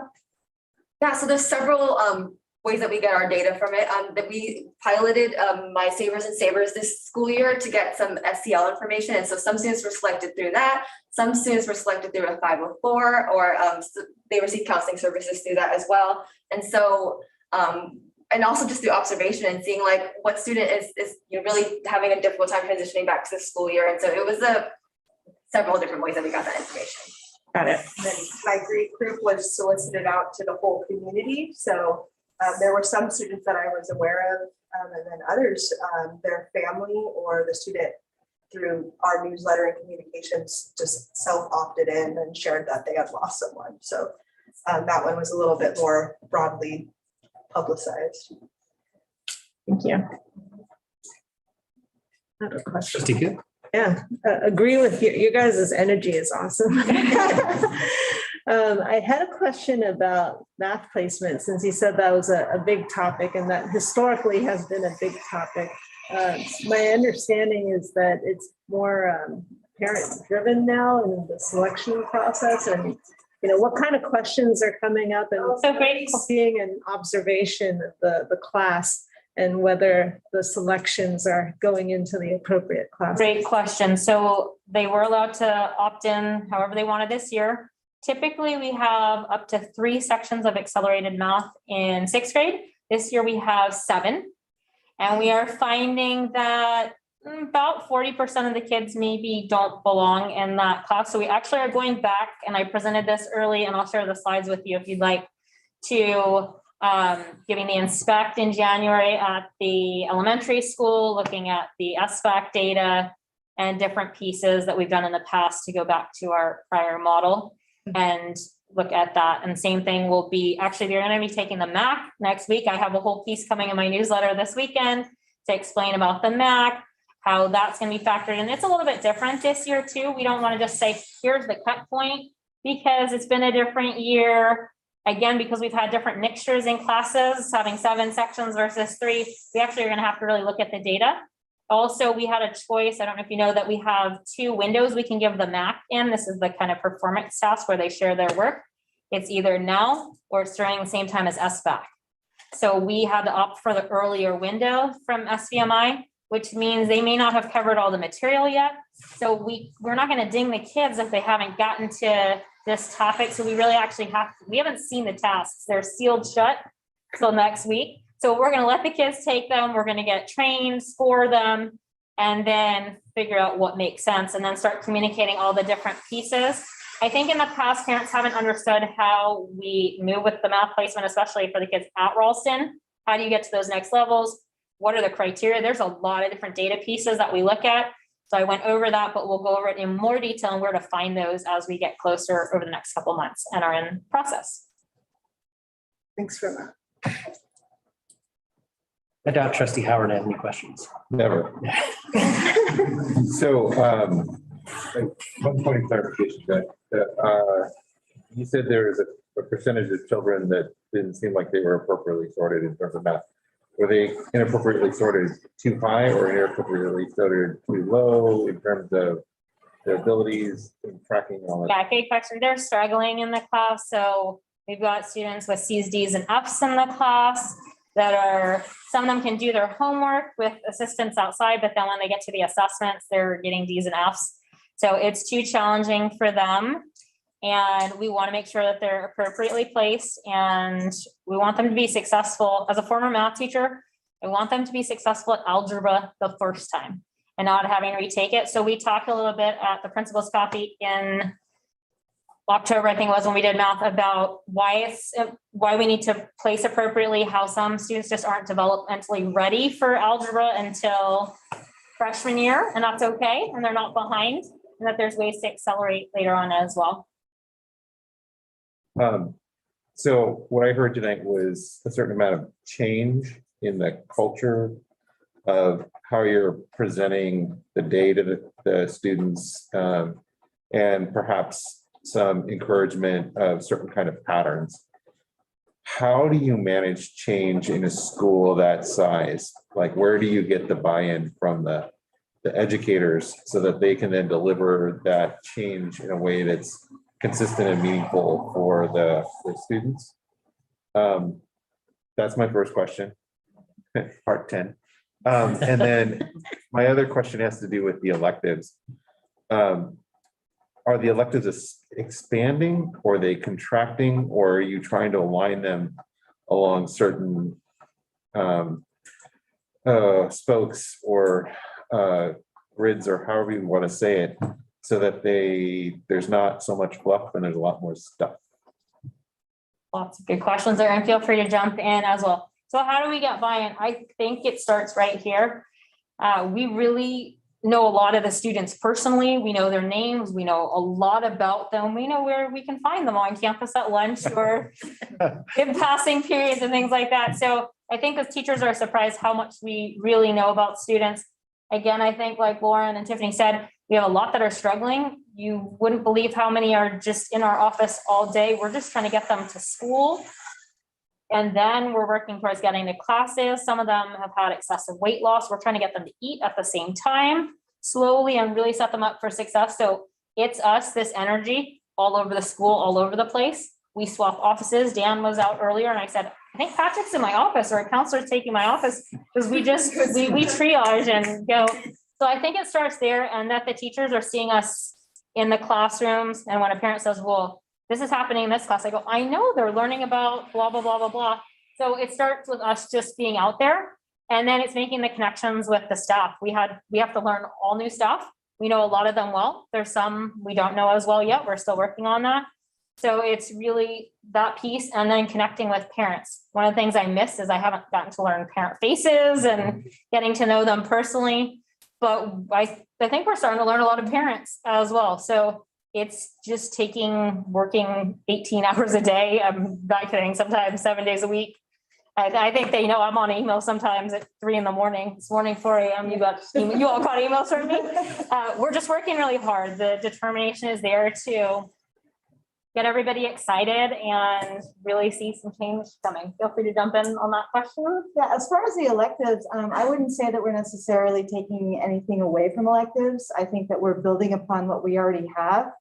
Our languages are very popular with Spanish and French, but we want to take it to the next level, especially with the STEM, with the culinary arts, so on and so forth. We want to keep some of the traditional things, of course, that kids really enjoy to do, but also add to that as well. Things that we have all seen work at, we all come from different districts that have worked within other districts as well.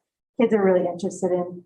And I wouldn't say necessarily that our electives are fluff, really. I think it's more stuff, the hands-on, getting involved, learning something, in depth, as opposed to, like the kids with the wheel, the 6th grade wheel. Yeah, that's not very deep, but they're getting to see, oh, I really like ceramics, or I really like, Spanish. So maybe I'll go that way when they get to make their choice. And as we all know, we don't tell them this, but grades don't really count right now. So this is the safe time to try different things before high school and see if they like it, or maybe I'm better at this than other things. I also think with the music, that's a big program for us. But as a parent in the district, I didn't want my daughter in music because she had to miss instructional time at Central. And I was gonna have to make up that homework and that curriculum with her. She happens to take private lessons already on the clarinet, so that was a little bit easier. But I think that some parents feel that same way. They don't want them missing class. So we want to provide that opportunity in middle school. My last 2 schools, we've had beginning music, and it's been really successful. And sometimes it's even better for the music teachers at the middle school to start with them fresh. And then they progress. They're getting music 4 days a week for 54 minutes. That's a lot of time. They're actually really good. So we're building that program back up. It died a little bit during COVID because it's hard to teach music online. We're hopefully bringing back our Disneyland trip next year. The kids have been asking, and doing some rebuilding, but we're excited to give students an opportunity to try music in the middle school setting.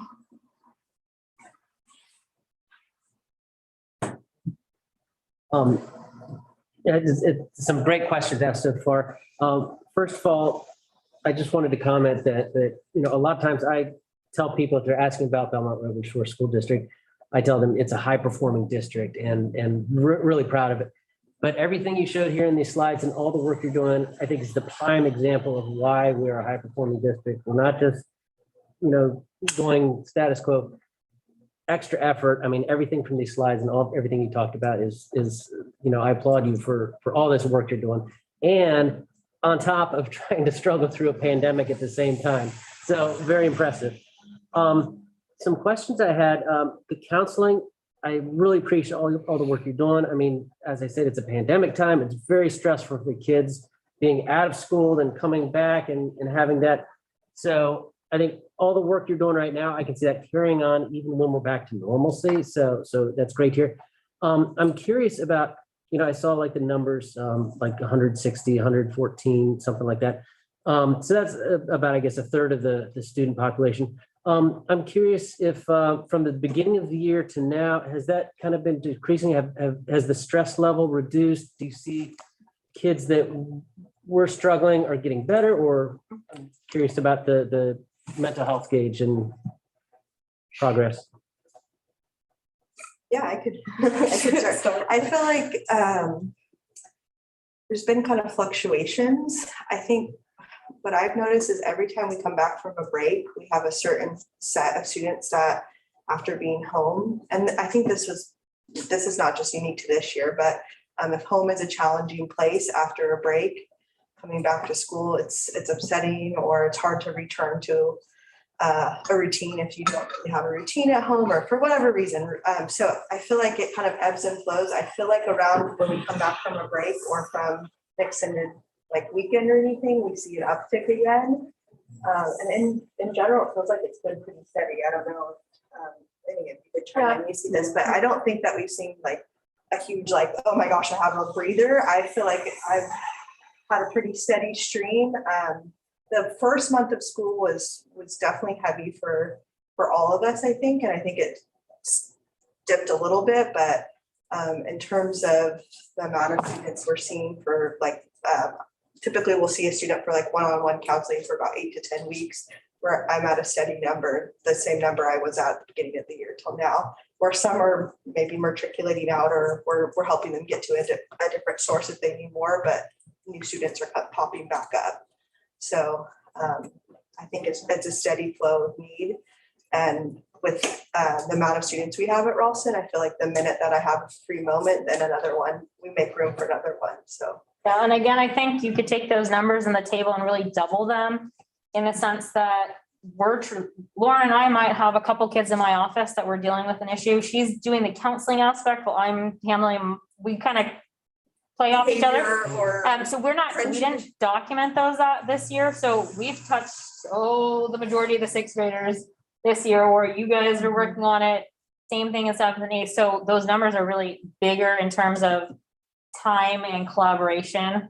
The ones in the table are really just what you said, 15 minutes or more. Pretty direct student intervention of a mental health or counseling related resources, those numbers, but just like small interventions that I'm doing with her, or maybe it's not providing long-term counseling or extended intervention, that's not included in those numbers. So yeah, I think kind of it's on the news, you hear it everywhere. I think we're seeing that at Ralston, and not to like make it sound like things are horrible or alarmist, but there are a lot of kids that are really struggling for a variety of reasons, and I think it's been pretty consistent.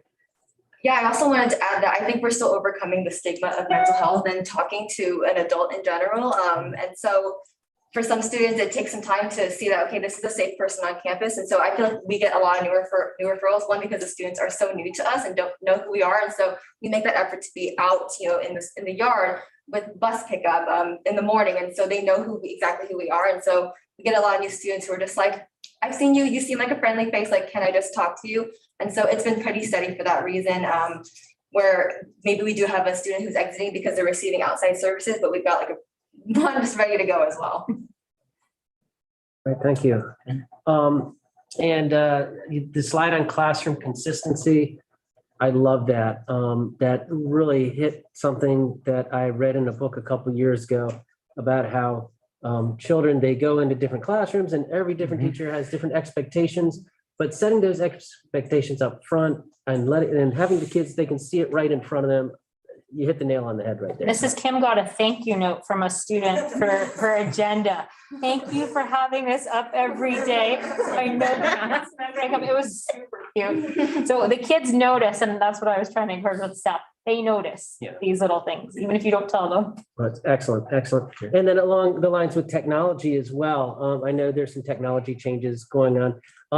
Do you feel like you have all the resources you need? I mean, as you kind of funnel into the products you want in the classroom consistency, are you narrowing down, kind of phasing out some things and emphasizing others? And Can you share any? Yeah, and again, I think we are phasing out all those smart boards slowly. So as the bulbs break and things like that, Jerome and his team have been putting up these flat screens. So that's been helpful. iPads, especially for PE out there, and other ways to use them instructionally.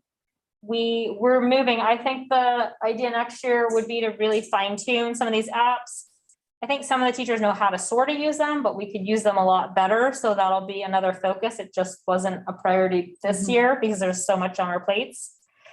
But they're starting to see things they like, and they are getting a different style. I say, if you need it, I will find it. If I got to bake cupcakes and sell them, I will. We don't have to, which is good. But I think that hasn't necessarily been out there in the past. And so I asked them for yesterday, put together your wish list. I'm meeting with PTA exec board tomorrow. I have this huge list finally, and just remanaging budget expectations, which I like. I'm formerly an accountant, so I'm like, yes, come on, let's look at the numbers, and I'm going to show you how we're going to do this. So it's been good. Excellent, excellent. Well, I just want to say that communication that, you know, as a, and many of us are Ralston parents, so we're very familiar with communications and time of day you're sending them, and very clear, very transparent about what's going on. And the other parents I talk to in the community are very thankful that you're keeping everyone up to date as much as possible, and appreciate everyone on the team's work. That you guys are doing a phenomenal job to keep parents informed, keep students mentally safe, their mental health, and making sure they have a great educational experience. So thank you for spending your evening with us. Any other comments? Or I'll just add a couple. Go ahead, Jim. I didn't know what voices and choices were. Oh, so we're amplifying student voice. So we're here. It shouldn't just be just like you don't want to hear me the whole time. We've got the team up here tonight. We want the students to share their voice and guide some of the teaching. I also like choices. There's different ways to show your learning. Don't necessarily have to show it through an essay. Maybe you could use Book Creator and you can show pictures and demonstrate your knowledge that way.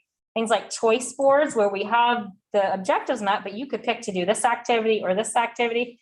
So there's some training that needs to go along with that. There also just needs to be some defining of what is differentiation, because there's a lot of different ways, things that could mean, and it could include voice and choice, but it could also be you're at this level, you're at this level, and I need to meet your objectives and needs and challenge you as well. So it was too much to bite off this year because classroom environment need to be our focus. Thank you. I'll just conclude by echoing our trustees. Thank you for all of your hard work, your dedication, your focus on students, for pushing mental health forward, for pushing academics and bringing it all together. You know, as I was listening today, you know, Tiffany and Lauren as counselors, I recognize that each one of our spotlights has either focused on counseling or brought counselors to present, and that wasn't intentional. It just goes to show the importance and the roles that you both play in the climate and culture at Ralston. So thank you for that. I'm a little worried about our 3 admin if they're sending emails at 3 and 4 o'clock in the morning. Your energy is impressive. Your leadership has been phenomenal this year. Thank you for that. And I want to encourage you to make sure that our counselors are helping our administrators take care of yourselves too. They're not as bad as I am. But thank you. Ralston's had a fantastic year, and you all are doing a wonderful job. Thank you. Thank you. Thank you. Thank you. Hey, have a good rest of the evening. Thank you. Okay, we will move along to item number 13. Special programs. Yes, for special programs, Director Goldman, Director of Special Programs, will be presenting a mid-year update on our programs. Great. Thank you very much, Superintendent Jabara and President Lineback, and Board of Trustees. Thank you for having me to present today. So today I'm going to speak about staffing, MTSS, professional development, structural improvements, the referral process, and then end with a discussion of ESY, yes, extended school year. So this year, I think one of the most important things I do is staffing and hiring. And this year, We certainly hired a lot of folks. We hired a new secretary and a new data compliance technician that we share with in the enrollment department, several education specialists, many of whom are interns, and I'll get to that in a moment.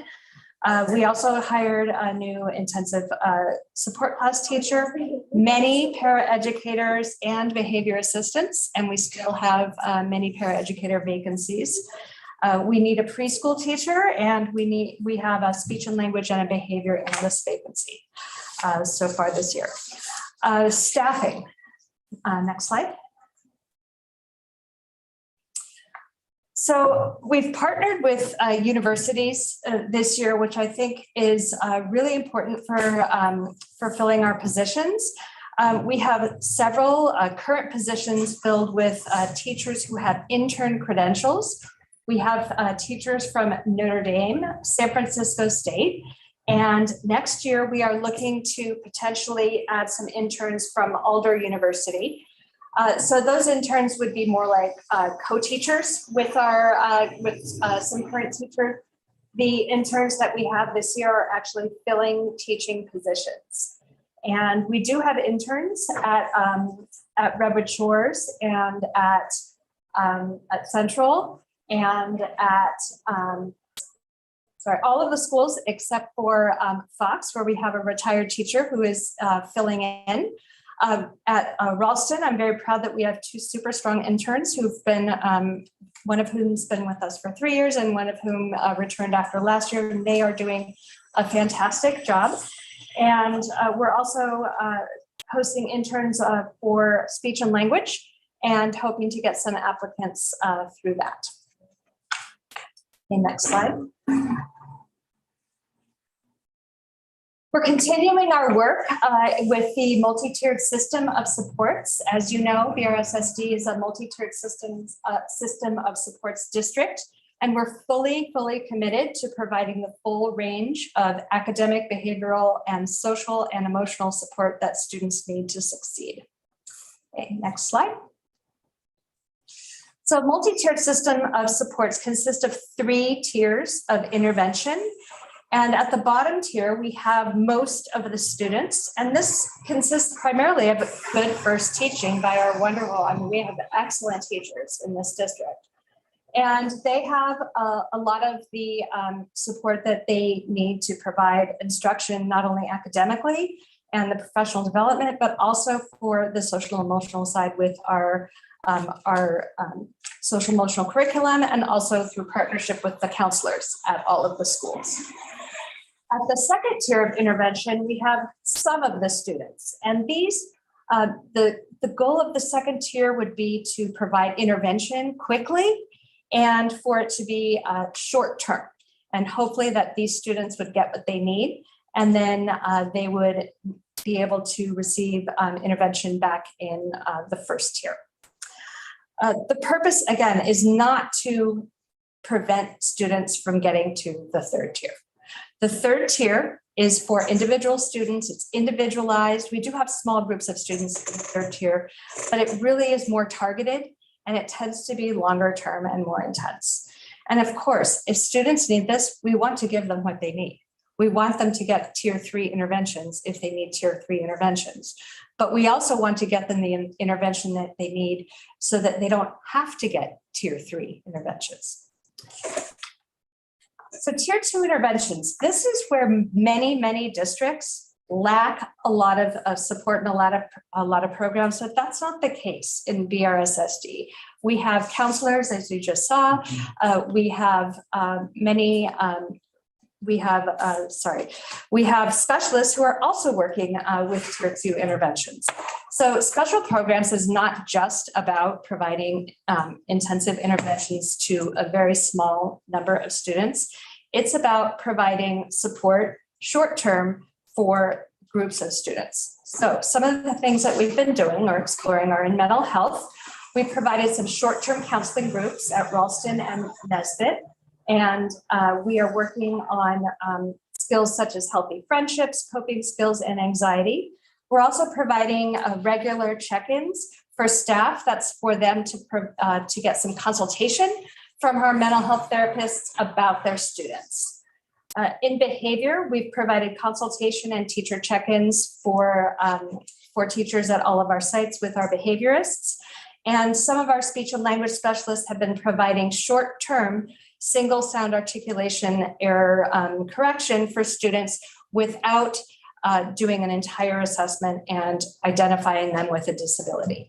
So this is really appropriate for students who again have a small 1 or 2 sound articulation error that can be remediated quickly, or if not, then move on to a full assessment.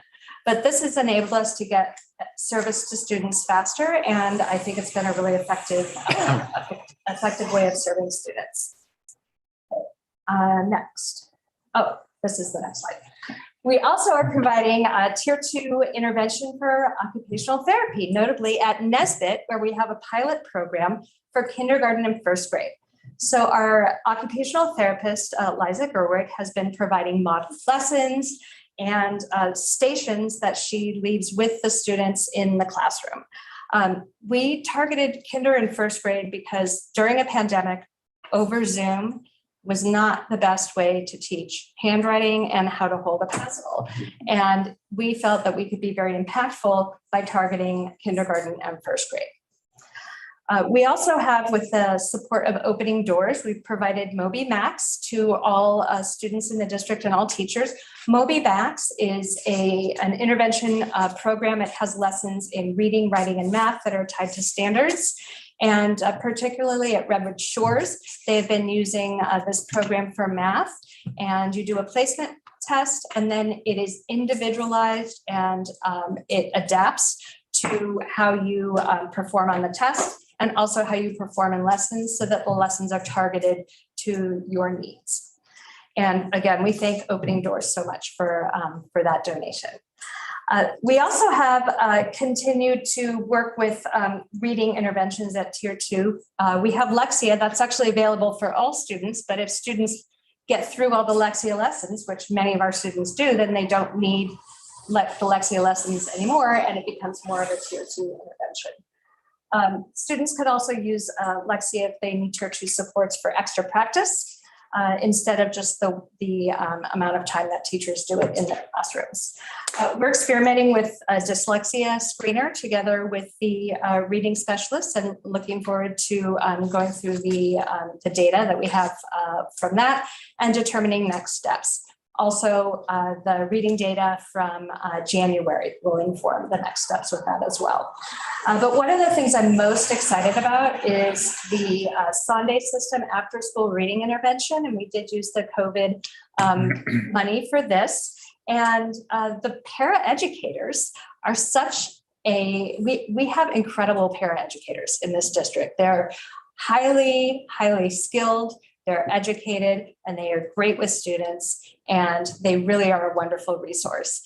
And the Sunday system, if you are fully trained, which paraeducators are, it is a research-based intervention that is effective with students. And so we targeted 4th and 5th graders at several of the schools to have 10 weeks of an after-school reading intervention.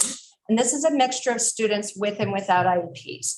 We simply had the principals and the reading specialists look at the needs in those grades and put together groups of students that would most benefit from this intervention.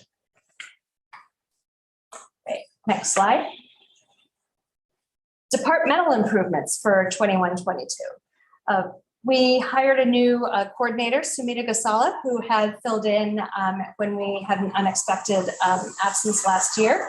And she's provided a lot of support to our staff with her expertise, particularly with SACE and IEPs. So one of the things that we do for ongoing staff support is that she provides a SACE clinic every single week for our staff to drop in and get just that technical support that they need on all the many, many, many details there are with special education and the paperwork. And that is over Zoom, so they can just do it right from their classroom. They don't have to go anywhere. We continued with our alignment of schedules so that the specialists are all there on the same day of the week at the site, at a particular site, so that they can schedule IEPs, but also collaboration meetings, which are very, very important. And that's part of our long-term collaboration plan. So we, again, using the COVID money, we planned deliberately to have certain Wednesdays assigned for paraeducators to stay after school, because typically they don't work on Wednesday afternoons, so that they could be trained by the specialists who work with them to help them to support their students. So paraeducators in the classroom, the goal is to have them work on the goals of the student, and the goals are developed by our specialists, such as our occupational therapists or our speech and language specialists or ed specialists. But it's hard to find time during the day when you're so busy with the students for collaboration. So we specially designated 7 Wednesdays throughout the year for our staffs to meet with the paraeducators, and also to include general education optionally if they wanted to join as well. We also had a time in the beginning of the year where we front loaded with full day subs at the sites, so that paraeducators could meet with the specialists. And again, we got a substitute for the paraeducator, but also the general ed teacher that floated throughout the day, so that they could really have meaningful collaboration and planning for our students with the highest needs. Okay, next slide. Ongoing professional development. We, again, Sunday system was provided to paraeducators who wanted this in the beginning of the year to do intervention. I also provided it to our substitutes and who were filling in for staff who were out, so that they would be trained on a research-based reading intervention program. But then I started offering it to our ed specialists too, and they're starting to implement it as well. And I offered it to all of the learning center paras. So every site now has staff members who are fully trained on a research-based intervention for students who need reading support, particularly with students who have dyslexia. It is for reading and for spelling. So in technical terms, that's decoding and encoding. And it is a highly structured lesson where the content changes as the students gain mastery, but the structure stays the same. And I'm reminded of what we were just learning about at Ralston with the consistency of the structure. And that's just so important for our students. And for, I think for all of us, I love structure. So other training that we've continued with are safety care, which is for de-escalation training, but also for our more intensive classes for safe interventions with our students.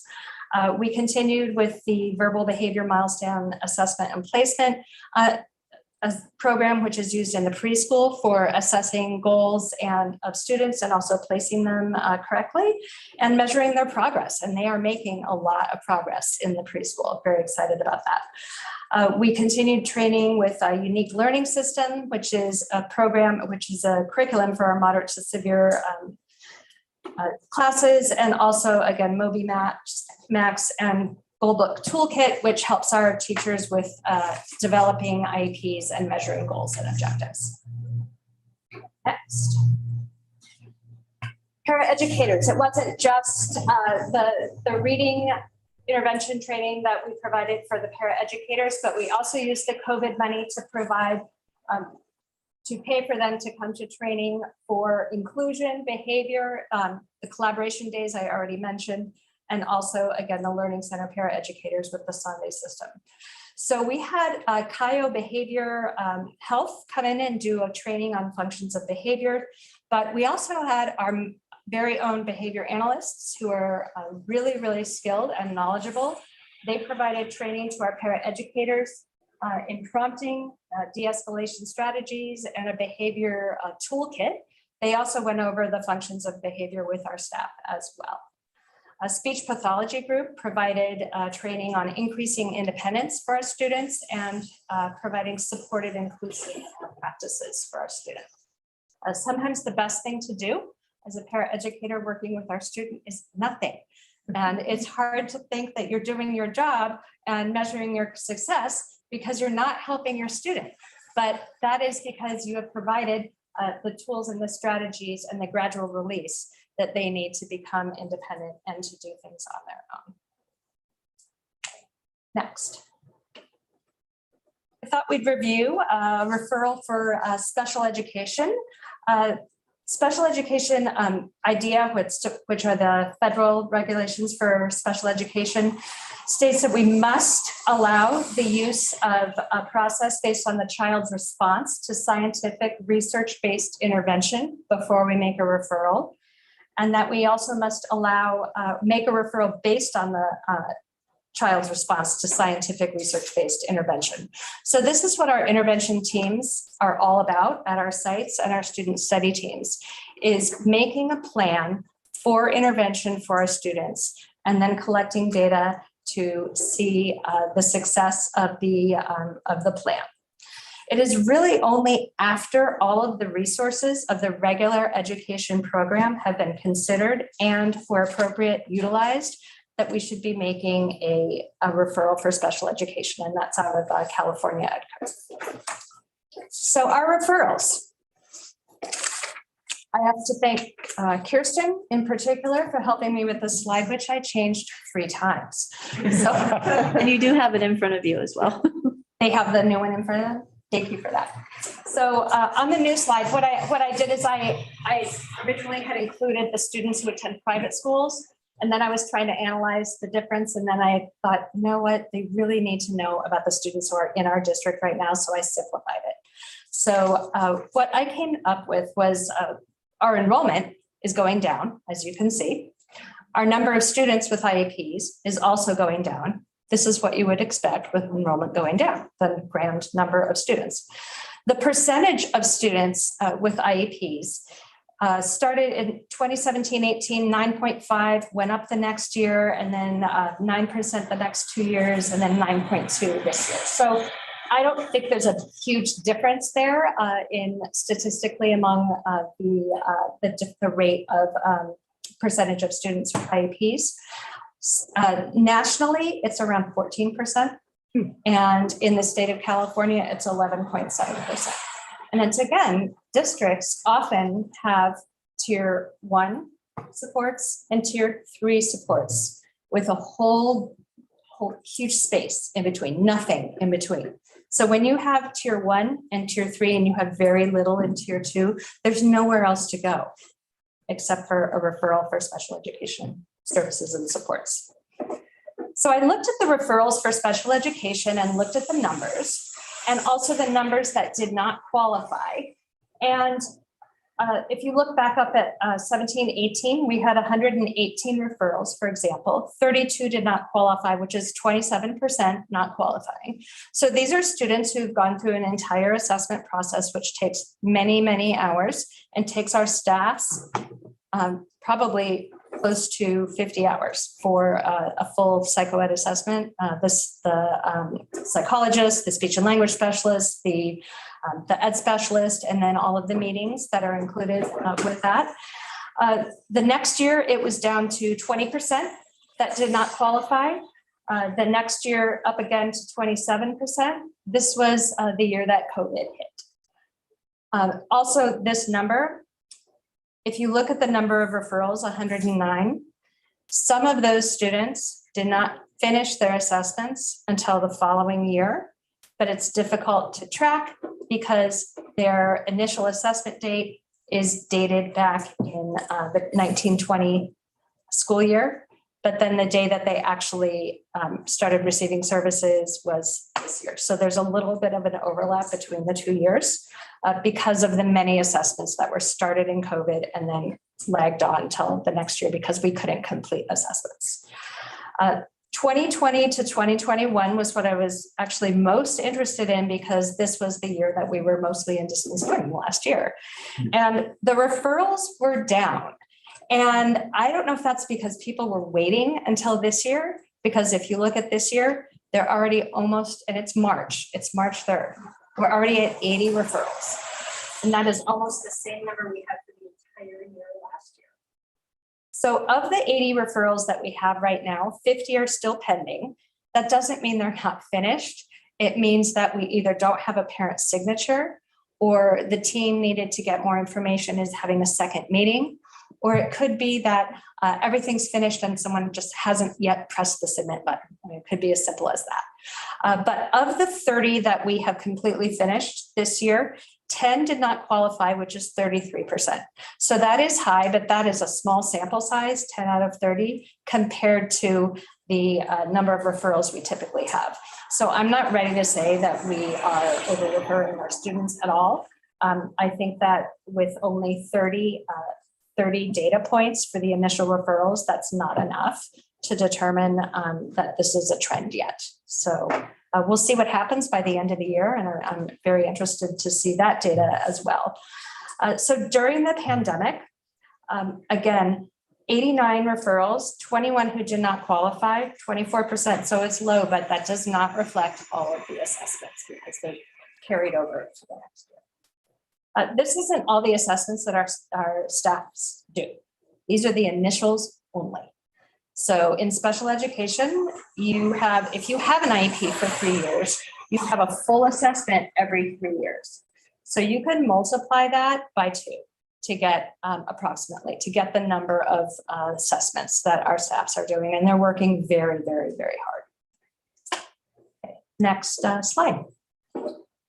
Just an update on ESY. We're still looking for staff. So if you know anyone who wants to have a fabulous summer job from June 27th to July 22nd, maybe someone who's looking to become a teacher, has a BA and can pass the CBEST and whatever other qualifications HR can hopefully put together so that we can get people into our classrooms as teachers, but also as paraeducators and behavior assistants. So we are looking for staff for the summer. I was really excited the other day. There's such a teacher shortage, as you all know, that I was in an IEP and we were talking about an 8th grader who wanted to work in the kindergarten class. And I thought, well, she's only 8 years away from being available. So I should pay attention. So anyway, to summarize, it's been really a fabulous year. I am so impressed with our staff. We have meetings with parents, and sometimes they have outside specialists who know a lot about special education and visit many districts. And I hear all the time what a wonderful team they're sitting at the table with. And I hear that time and time again. So we may be trying to hash out something that we are still coming to agreement on, but the visitors to the table often say, this is such a wonderful team, and then we continue to work together. So it really has been a pleasure and a wonderful year in RSSD. Thank you.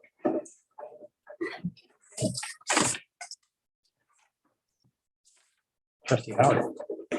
Can you go back to the slide about the assessments and the number of kids? Mm-hmm. I think there's one back up. It's 13, I think. The referrals. The grip, that one. Referrals? Yeah, referrals. So the referral comes from the parent, Not necessarily. could come from the teacher or the parent. Or we're getting a lot of referrals from pediatricians as well. Pediatricians. Uh-huh. So they go to the pediatrician first. Mhm. It's supportive person to then suggest that the child needs a referral. And then what happens to these kids that are the do not qualifies? Yeah, I assume that they are referred because the child is having some difficulty in school. And so how do they go back to primarily tier 2?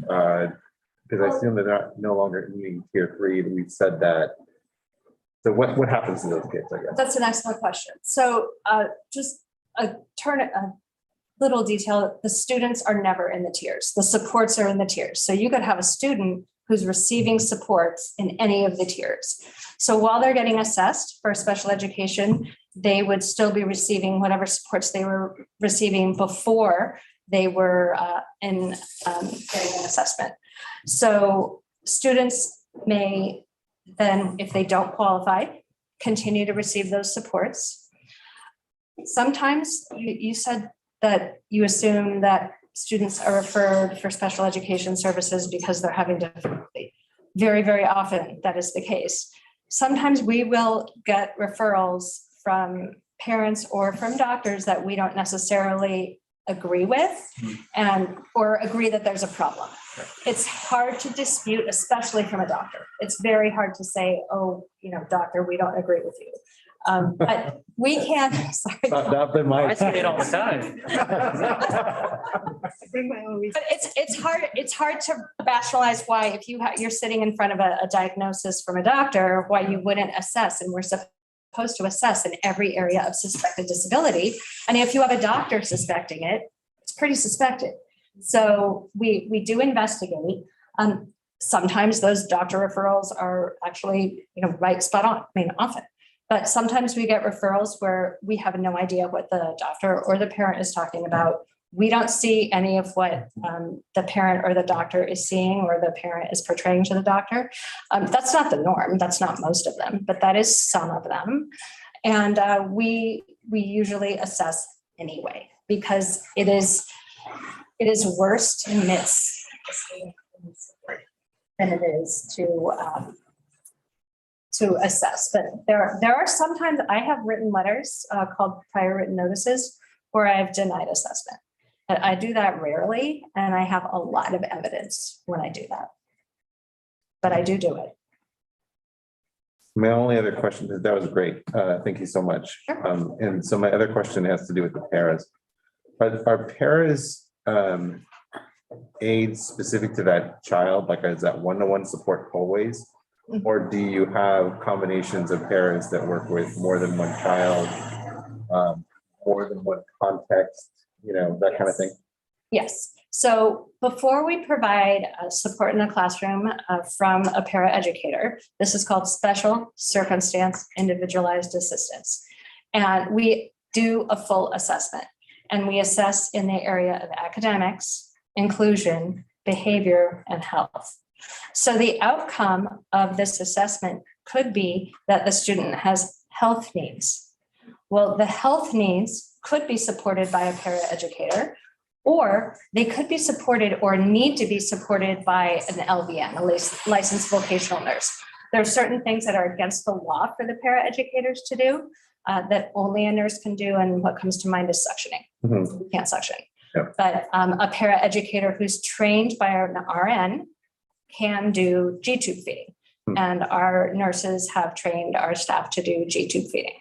And that is, they're trained over and over and over, and then they have to show that they can do it by themselves, and then they get refreshers whenever they need it. And we're very careful with that, but they can do that. They can do medication administration, again, with training by our RN.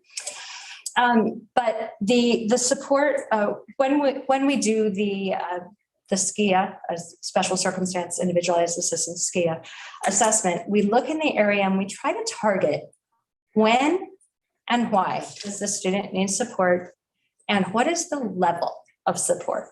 Because you don't want to have paraeducators one-on-one sitting right next to a student who only during writing time needs support with, say, scribing, or with the technology that goes with their AAC device or their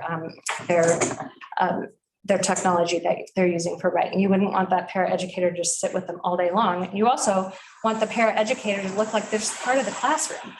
And so often parents will want one-on-one support for safety, and there are times when that's a concern, and that's part of it. I think the health, the category also includes safety. And so you might have paraeducators who are very close to a child when they're doing things like walking up and down the stairs, and or at recess or at PE, but they take more of a hands-off approach when they're in the classroom. There are few students, and we do have them, who need paraeducator support or adult support all day long. They just do, and it is one-on-one. But most students do not need it all day long, and they don't need it one-on-one, and we try to target it.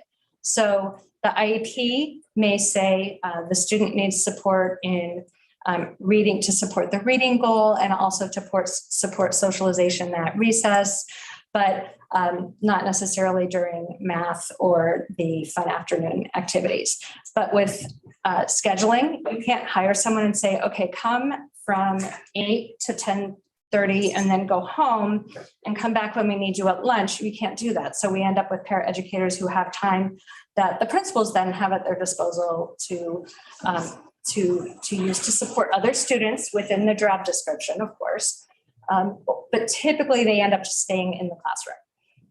And then in terms of a ratio, so it's not an exact science, but the IEP team comes up with a ratio of what level of support. So it could be a 1-to-4 ratio.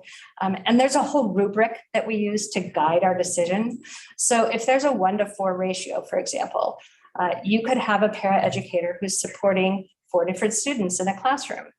But then there's reality, which is there might be only 3 third grade classrooms, and we're not going to put all 4 students who need paraeducator support in one of the 3 third grade classrooms. So even though the student might have a ratio on their IEP, it doesn't mean that there are 4 students who necessarily would be in that classroom with, but it gives us the flexibility because there are students who have a ratio and we have 1 paraeducator and 2 students.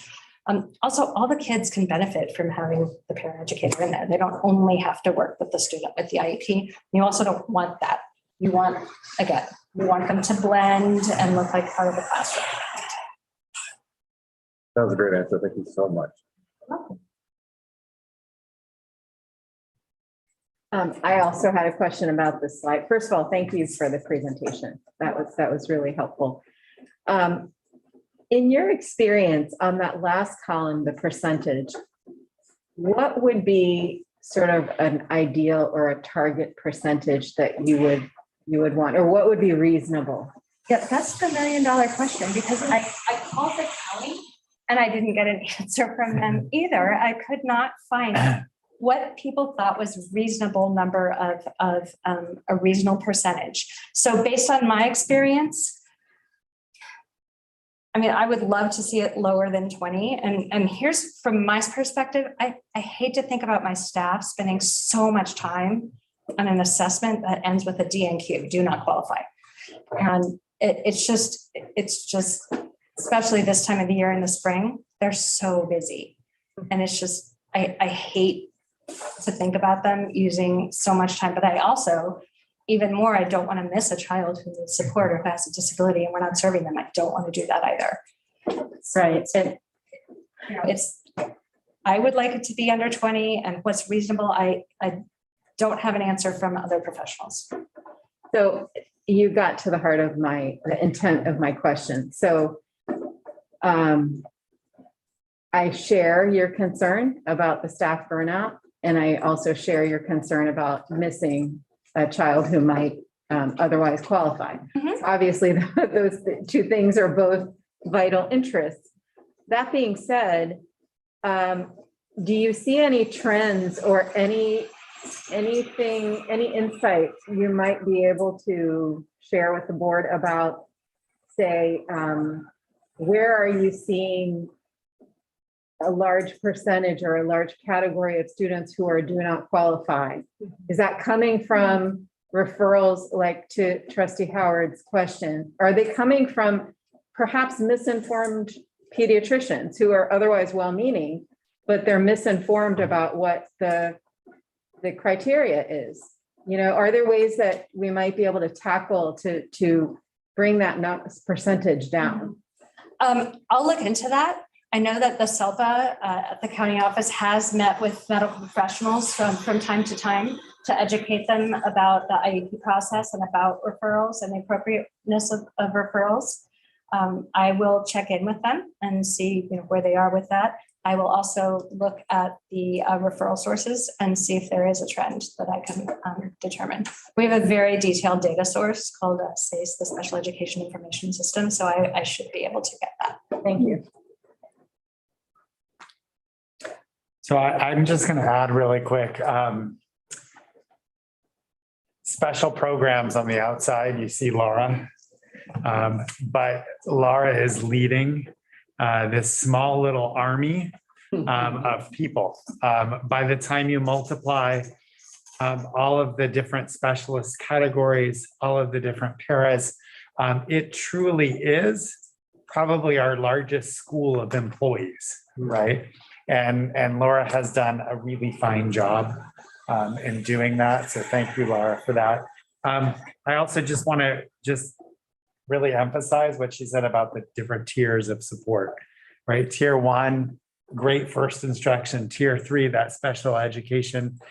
At Tier 2, we do have a robust system of supports that helps all of our students reach success in different ways. So I think you're right. Some of our success has been in having that strong Tier 2 support and that collaboration that's happening. The other thing I want to point out that I think often goes missed is the level of support that Lars provided for our classified staff. You have your certificated, your credentialed folks, but oftentimes classified staff don't receive that same level of professional development and commitment that certificated do. So, and I think she's done an excellent job of making sure PD across the board so that we're supporting all of our students in reaching that success. So thank you. Well, it's, I have more classified staff than. Yep. Yep.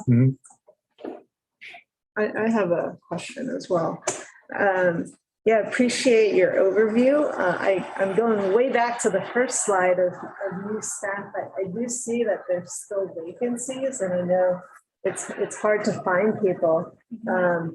Just wondering in terms of interns, how many of those are staying with BRSSD afterwards? And then also in terms of para-educators, there's a lot of vacancies.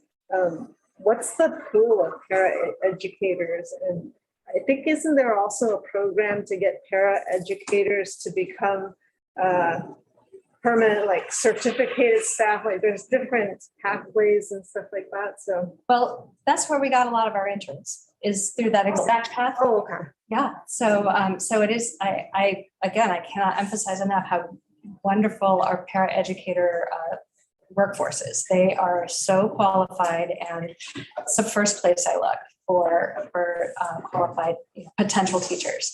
And so we do have former paras and former behavior assistants who are intern teachers now with intern credentials. So they do have credentials. And then, so there's just a myth that interns don't have credentials. They do.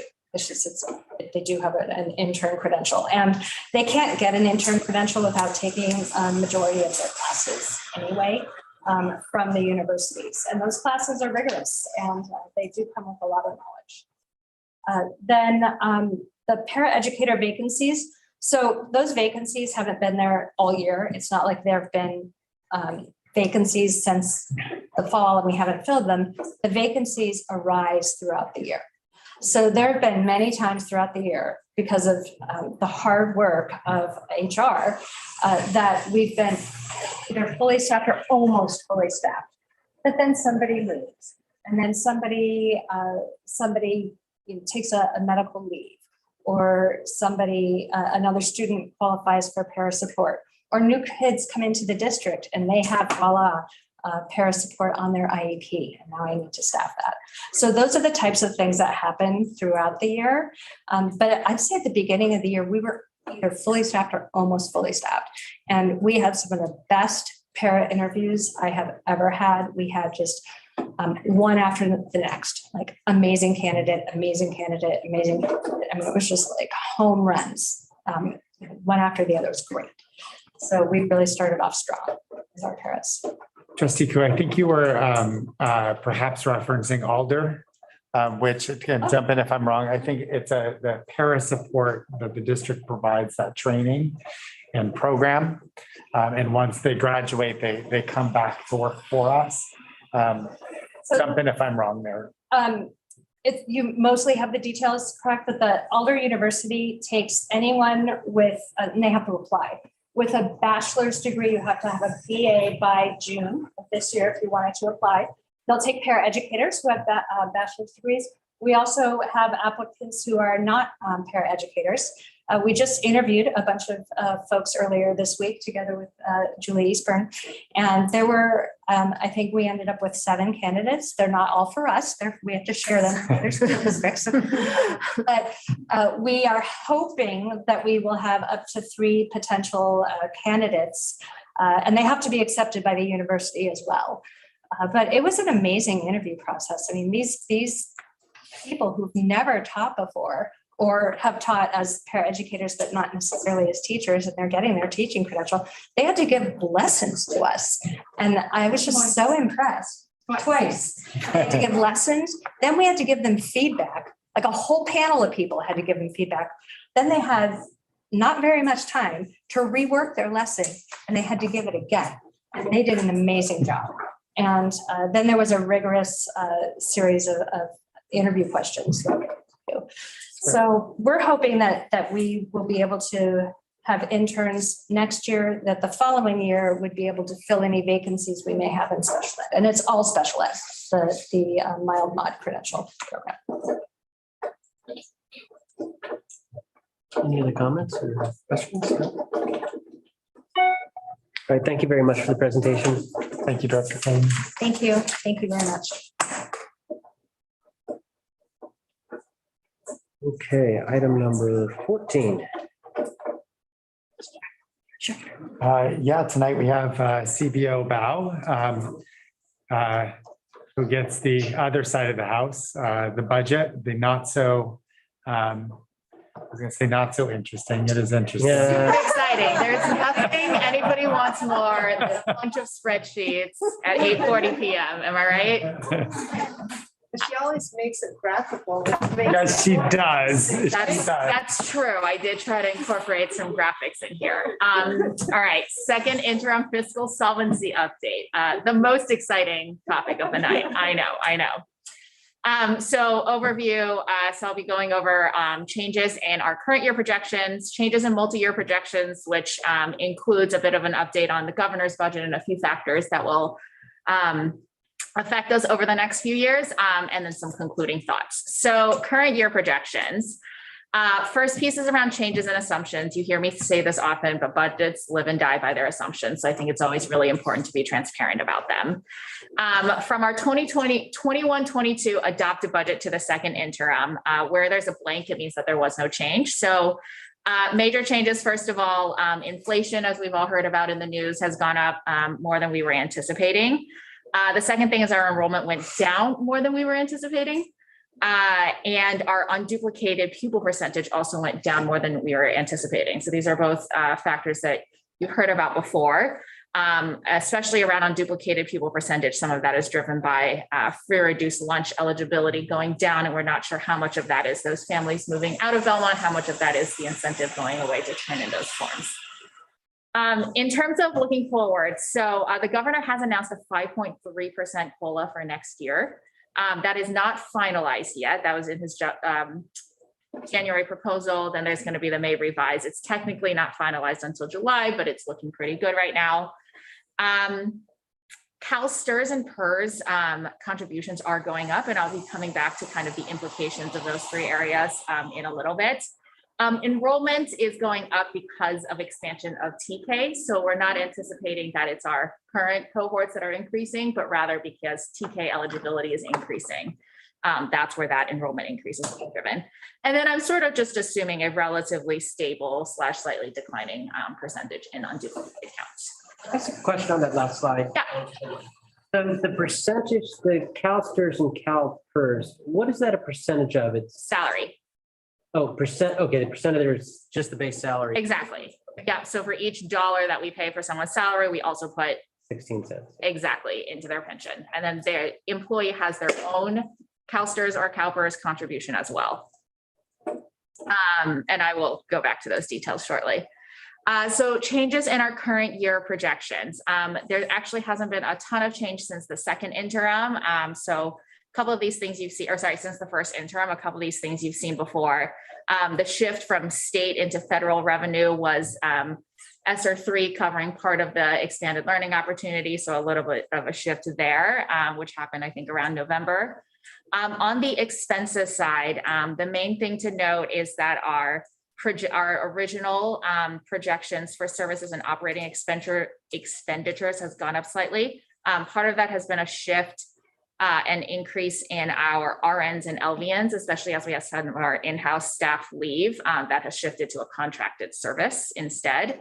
And then the other major change there was that the amount that we're paying for independent study had gone up a little bit more than we had originally budgeted for. Changes in multi-year projections. This is where it gets very interesting.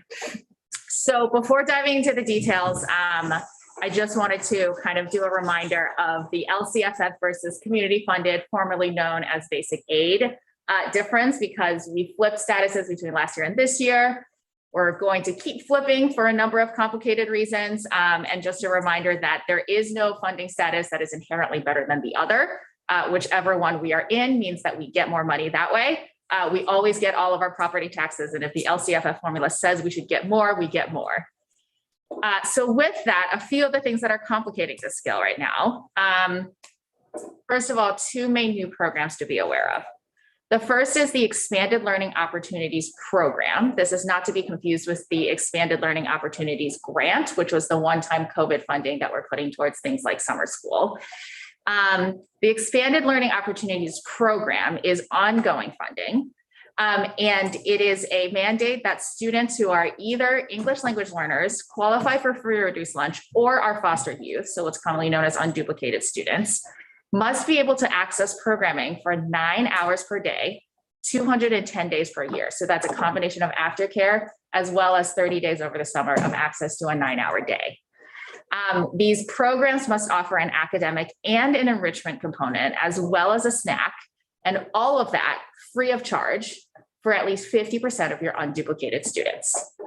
And to provide that, we have been allocated a grand total of $347,000 for 527 eligible students, or roughly $660 per student per year, to give them an extra 4 hours of aftercare and 30 days of a 9-hour day. So it is, while technically not an unfunded mandate, it is certainly not a funded mandate. No. Our estimated cost, TBD, but obviously significantly higher than the allocation we're expected to receive. I've heard some whispers that the governor is considering increasing that a little bit, nothing confirmed yet, because there has been a lot of outcry from districts that feel like this is very underfunded. So Assistant Superintendent Q and I are very much working closely with our existing childcare providers, as well as reaching out to programs like YMCA, and Novate. I think she knows the names of the program more than I do. But essentially the model that we're hoping to come into play is one that was similar to the way our lunch program used to run, which is that you essentially have your paid kids helping subsidize the students who are not paying for the program. Another lever that we can have to make these programs more affordable is working with a partner and providing maybe space free of charge that helps their economics a little more, and determining a rate that our paid parents, our paid families are able to afford. That helps subsidize the $660 per student per year that we are given. So that's certainly going to be an interesting piece that we're continuing to flesh out. The second piece is universal transitional kindergarten. So by the fall of 2026, students who turn 4 by September 1st will be eligible to attend TKA. So the operational impact of that is we will have 1 full grade level added to our district. The budget impact of that is if we are LCFF funded, we get that ADA per student funding. But if we are community funded, it is kind of unfunded in a sense of those extra students. So it tips the scales in favor of LCFF because your LCFF formula goes up with the extra enrollment. Okay, fun history lesson. There is something called an RDA, a redevelopment agency. So this started back in 1945 when the Community Redevelopment Act allowed local governments to develop redevelopment agencies with the goal of urban renewal. So there were all these agencies that were doing redevelopment work. And then they were in turn given a portion of the property tax. So county collects the property tax, and a portion of that goes to, like, skims off the top into these redevelopment agencies. So then school districts were sort of protesting that their share essentially went down when the redevelopment agencies take them first. So then under AB 1290, school districts receive what's called a pass-through payment, which is that the amount that's being allocated to, so if you have a pie of 100, The RDA gets 90 and then that becomes the pie for the rest of the county. And it was negotiated that in order for that to not harm school districts, there's an amount that passes straight through the RDA and goes straight to the school district. And that's the RDA pass-through amount, which for us is about $1 million a year. In 2010, RDA's Prop 22 limited the state's authority over redevelopment. So new projects stopped, but the existing agencies already had started these projects and had debt that they needed to pay. And so that same cash flow is still happening, right? Where the county collects their taxes. Some of it goes through these what's called successor agencies. They're just paying down the debt obligations. But of the amount going towards redevelopment, there is a pass-through that goes directly to school districts. Once a city's RDA obligations are paid off, there's no longer a pass-through because that agency doesn't exist anymore. Belmont is expected to be paid off in 2022. We will be the first city in San Mateo County to fully pay off our RDA obligations, which means we will no longer have that pass-through. The impact on our budget is that we lose that pass-through revenue of about $1 million. However, presumably so if you think back to, you've got this pie of, $100 and 10 of that went to the RDA and we got one of that. It now means that the pie is that full 100 because that slice doesn't exist anymore. Under LCFF, there is no overall impact because under LCFF, you get all your property taxes, including this, and that exceeds, and the state says that you get more than that and they feel the difference. And so without that, the state simply gives you a little bit less. It actually doesn't impact the overall amount you get because it falls under your LCFF calculation. But if under community funded status, that pass-through is all incremental. So this is just another really interesting lever in the LCFF community funded side of things. And then the third really fun part about LCFF versus community funded is the role of supplemental taxes. So supplemental taxes being taxes that come along between the assessed periods.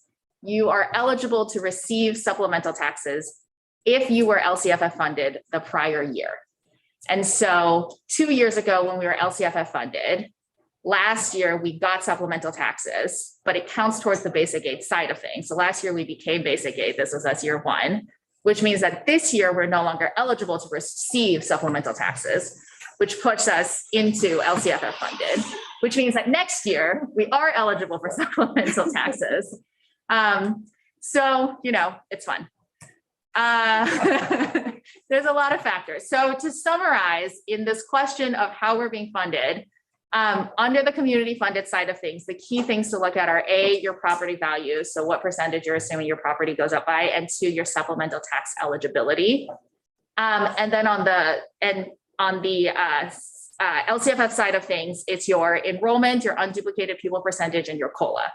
So when it comes to all the factors that I've covered before, our property values are going up. This tips things on the side of community funded.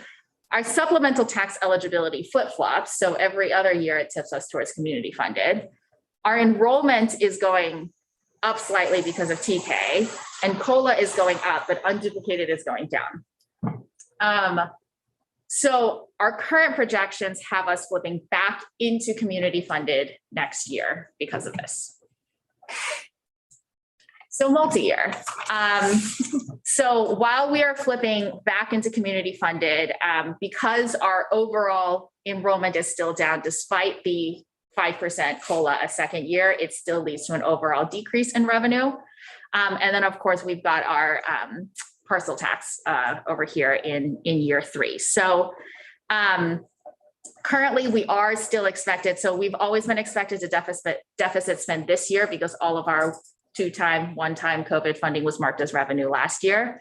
But I think in terms of 22-23 and 22-23-24, it is certainly important to keep a close eye on how all these different revenue factors, including not just the ones I mentioned before, but the availability of local funding, such as our parcel tax, come into play when it comes to thinking through our programs. So concluding thoughts, and this is also a slide you often see, but I think it's important to remind everybody always, the budget is a living document. There's a snapshot in time. And right now we are about a month out from knowing the state budget previews of some of those factors that we just learned. and in the midst of identifying potential expenses. So we're in the midst of making decisions around how is our enrollment looking and what does that mean for staffing, right? We're in the middle of thinking through the programs that are important to keep, that are important to add. What are we hearing from our principals? What are we hearing from our community? In May, we'll receive a update, and then the adjustment will come based off of that for the final 22-23 budget. And then finally, emphasizing once again, LCFF versus community funded, neither is inherently better, but it's prudent to budget based on a floor. And in a way, being on the cusp does mean that we always have a relatively low floor, which is great. The other thing is rising pension costs. So this did come up earlier. So in 22-23, our STRS contribution will be going up by 2.18%, which is an impact of about $500,000. And our PERS contribution is going up by 3.19%, which is about $230,000. And that will continue to go up. Like there is the state has an unfunded liability when it comes to that, and they're pushing that onto districts. And so when the 22-23 budget comes along, you'll probably see along with it a recommendation to commit our reserves for funding our rising pension obligations. And then finally, the funding gap in the multi-year. And again, we still have levers there to be adjusting our expenses. Those are based off of keeping all the programs and all the levels of support we have right now. But it does highlight our need for local support, which the board has addressed earlier in the evening with our resolution. So that concludes the second interim fiscal solvency update. Any questions? I can start. Can you go back a slide with the project? Yeah. So this is assuming we're not counting the parcel tax revenue in this? Correct. Okay, so that would be 54.7. It's actually only counting out the expiring. It takes out it's exactly their offset. Yeah, so it's okay. But it'll add maybe 1.5 million on it. Exactly. Okay. Yeah. Just on the 23-24 year, right? Correct. Okay. And then the other question I had is you said the STRS PERS is going to keep on going up. Where's the limit? I mean, is it going to be 50%, 60%? I mean, every district is asking the same thing right now. And that was actually, no. No, every district is asking. No, hopefully no.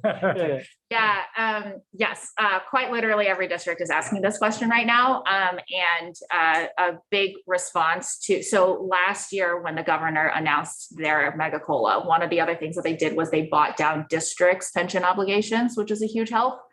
They did not do that this year. And there was definitely feedback from schools around the fact that, like, you know, sure, you gave us 5% COLA, but then we have these increased expenses. It would almost be easier if you gave us a lower COLA and offset some of our expenses. One thing that I have looked into is the possibility of what's called pre-funding our pension obligation, which unfortunately isn't quite available in the way that I would ideally want it to be, which is sort of like making early mortgage payments.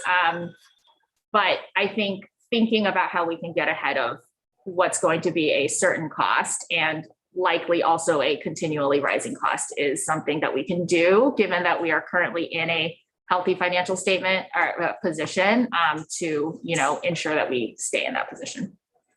And the 16 and 22, that applies to everyone in San Mateo County, or is that just our percentage? It applies to us based on. It's statewide. Those are the, yeah. All right, thank you. Yeah. Yeah, and thank you for making everything easily understandable in presentations. Because you know have to mention it. Yeah. You know, I think as we, you know, hear about school finance through the channels, through CSBA, through AXA, through CBO's networks, we hear about fiscal cliffs, you know, becoming apparent because of declining enrollment across the state, but also cliffs of you know, pension liabilities and the way the state's funded one time. It's really hard to build a budget and build people and programs on one-time funding. Really, so the advocacy out there is to support building on that base grant, the base dollar amount, so that districts can build and sustain. So that's the hope that I think we're both waiting to see. and encouraging lawmakers, rather than allocating it at one time, give it to us in a way that we can count on. Trustee Howard.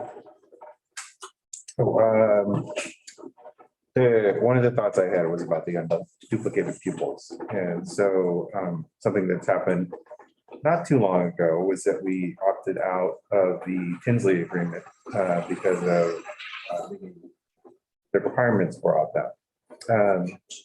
How closely are we watching that opt-out? And the opt-out, as I understood it, was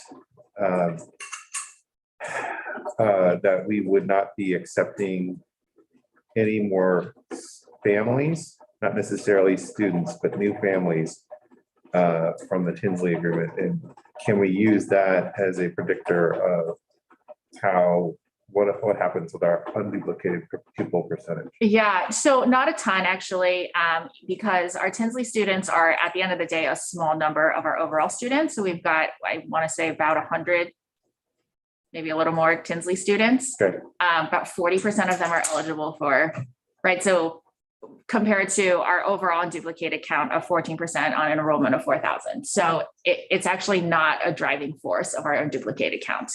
Interestingly, the expanded learning opportunities program is now creating an incentive perhaps for families to turn in those forms, because by being eligible for free reduced lunch, you are now eligible for free aftercare.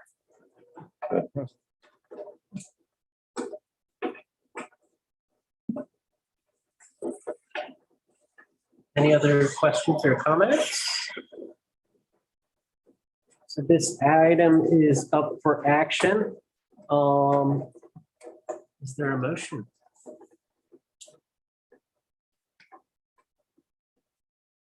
Motion for action? What are we supposed to say here? Motion to approve the second interim fiscal solvency. I'll make For the a, recommendation of Rui Val. Whatever Rui said. This goes with the drawing downstairs. It looks like we flip-flopped contact person and recommendation. Oops. I'll make a motion to approve the second interim fiscal solvency report for 2021 and 22. Second. Okay, all those in favor? Aye. Any opposed? The motion passes unanimously.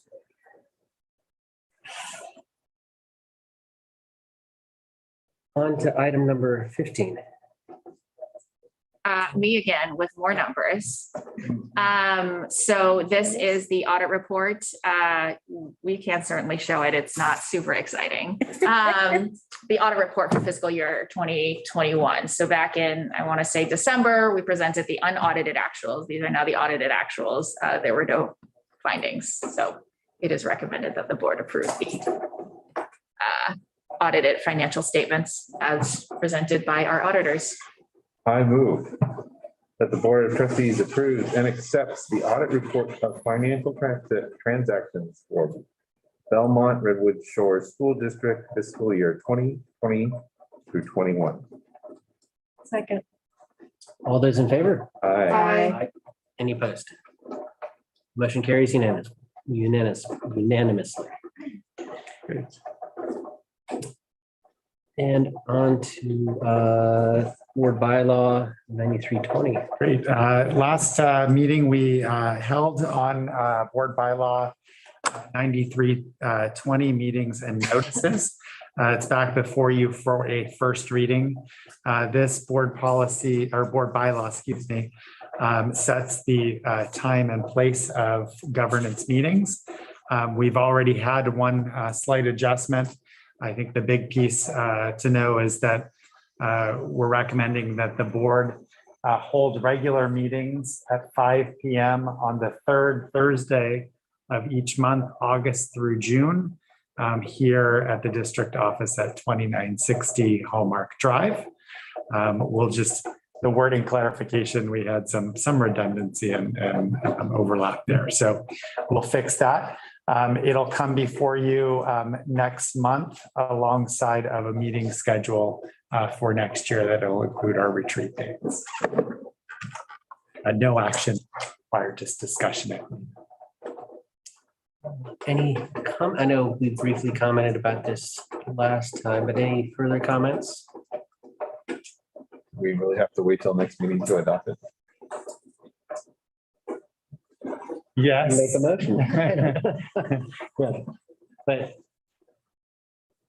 normal practice, I think, to have a first reading and then, but it'll be consent agenda. It'll be on the consent. Okay. agenda. Yeah. Alrighty. Okay, we will continue on to our favorite agenda item, always the home stretch, which is the future board meeting agenda items. Before you is the agenda items as planned at this point in time for March 24th and April 14th. Again, school highlights at the next meeting is going to be central. And is that, I believe that's it for the next one. Then we'll have hopefully Principal Carlmont principal update. We've extended the invitation. We'll see if we have some support there. But pretty standard agenda items. Happy to consider any additional additions. Do we need to add an agenda item to talk about the state of the district event? We can, or if you'd like a kind of a collaborative piece, or we can do it via board update.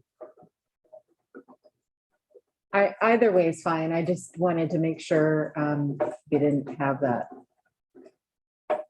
missed. Great. Yeah. Do we have a date for that yet, or? We do have a tentative date. I don't know it offhand. I know we were floating a date at a retreat. What I will do is I will integrate a state of the district update at my next, as part of my next superintendent update. Did you want to have discussion on that, or was an update sufficient? I think it's going to depend on what's been planned or proposed, I should say. Well, we could do an agenda item, and then if in your weekly updates, everyone's satisfied, we'll just pass through it. Any objections to that, or does that satisfy? Yeah? That's good. Okay. Absolutely. Super. Any other? Oh, I saw facilities update. Will that include a update on the NG project? Probably. So over February break, they did some site walks and are now diving into some of the details. So I can certainly ask for an update. I don't know if there's going to be anything that concrete by then. Yes, thank you. What about, we just worked on the equity statement and policy. We'll add that would be a good first read. Yes, March 24th, we'll add the equity statement. Excellent. I'm just gonna telepathically with Ruby, our facilities master plan will be on track for that. Part of that update. We can have some preliminary finds. So yes, similarly. There'll be a combination. Okay. There will be a combination of a preliminary update, but probably not a final sort of report on either front. Great. And I know we only have March and April here, but I know we had talked about discussing moving some May items earlier in our yearly agenda. So perhaps there's some items that we've scheduled for May that could be moved up to April or April to. Yes, we'll balance that. We have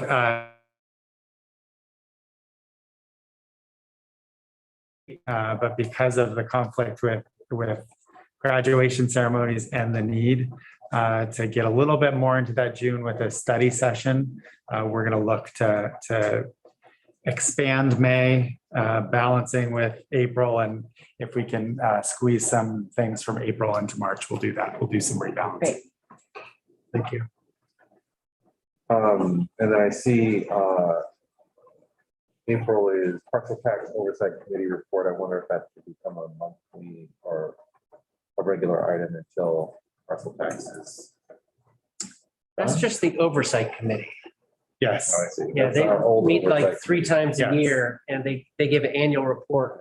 Not the Friends of Belmont-Redwood. No. Yeah, they're just reporting for R and K. They report, I it's see. like, are we spending the money Yes. as per the, Okay. from my experience on the oversight committee myself. Yeah, that's just a standard annual. But that being said, what are plans in the future now that we have approved the resolution?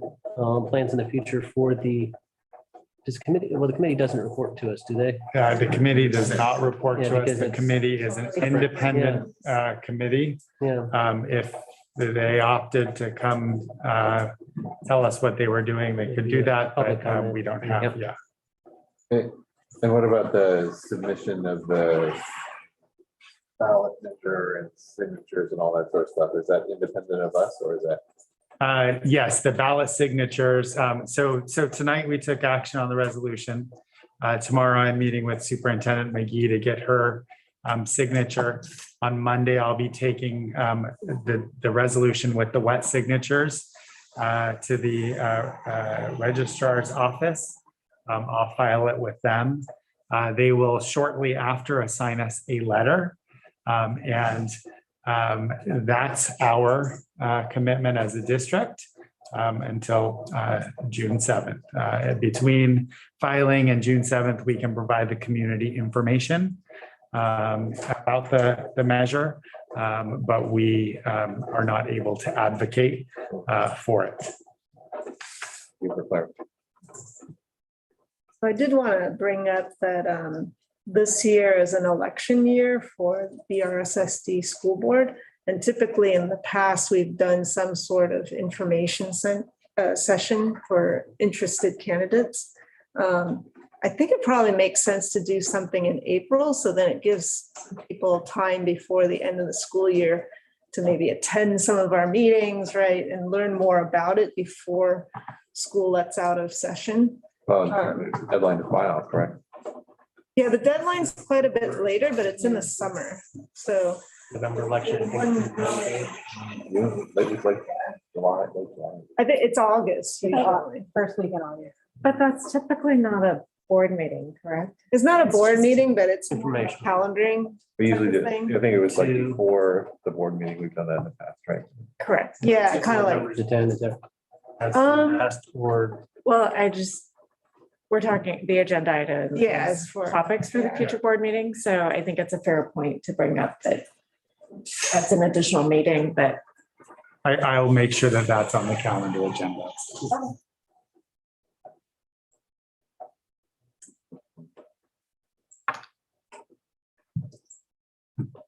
last call. Okay, I think we have a good plan. And there's still some unfinished business from the earlier closed session, so we will reconvene to that. So I will call the open session closed at 9:12 PM and we will convene to closed session.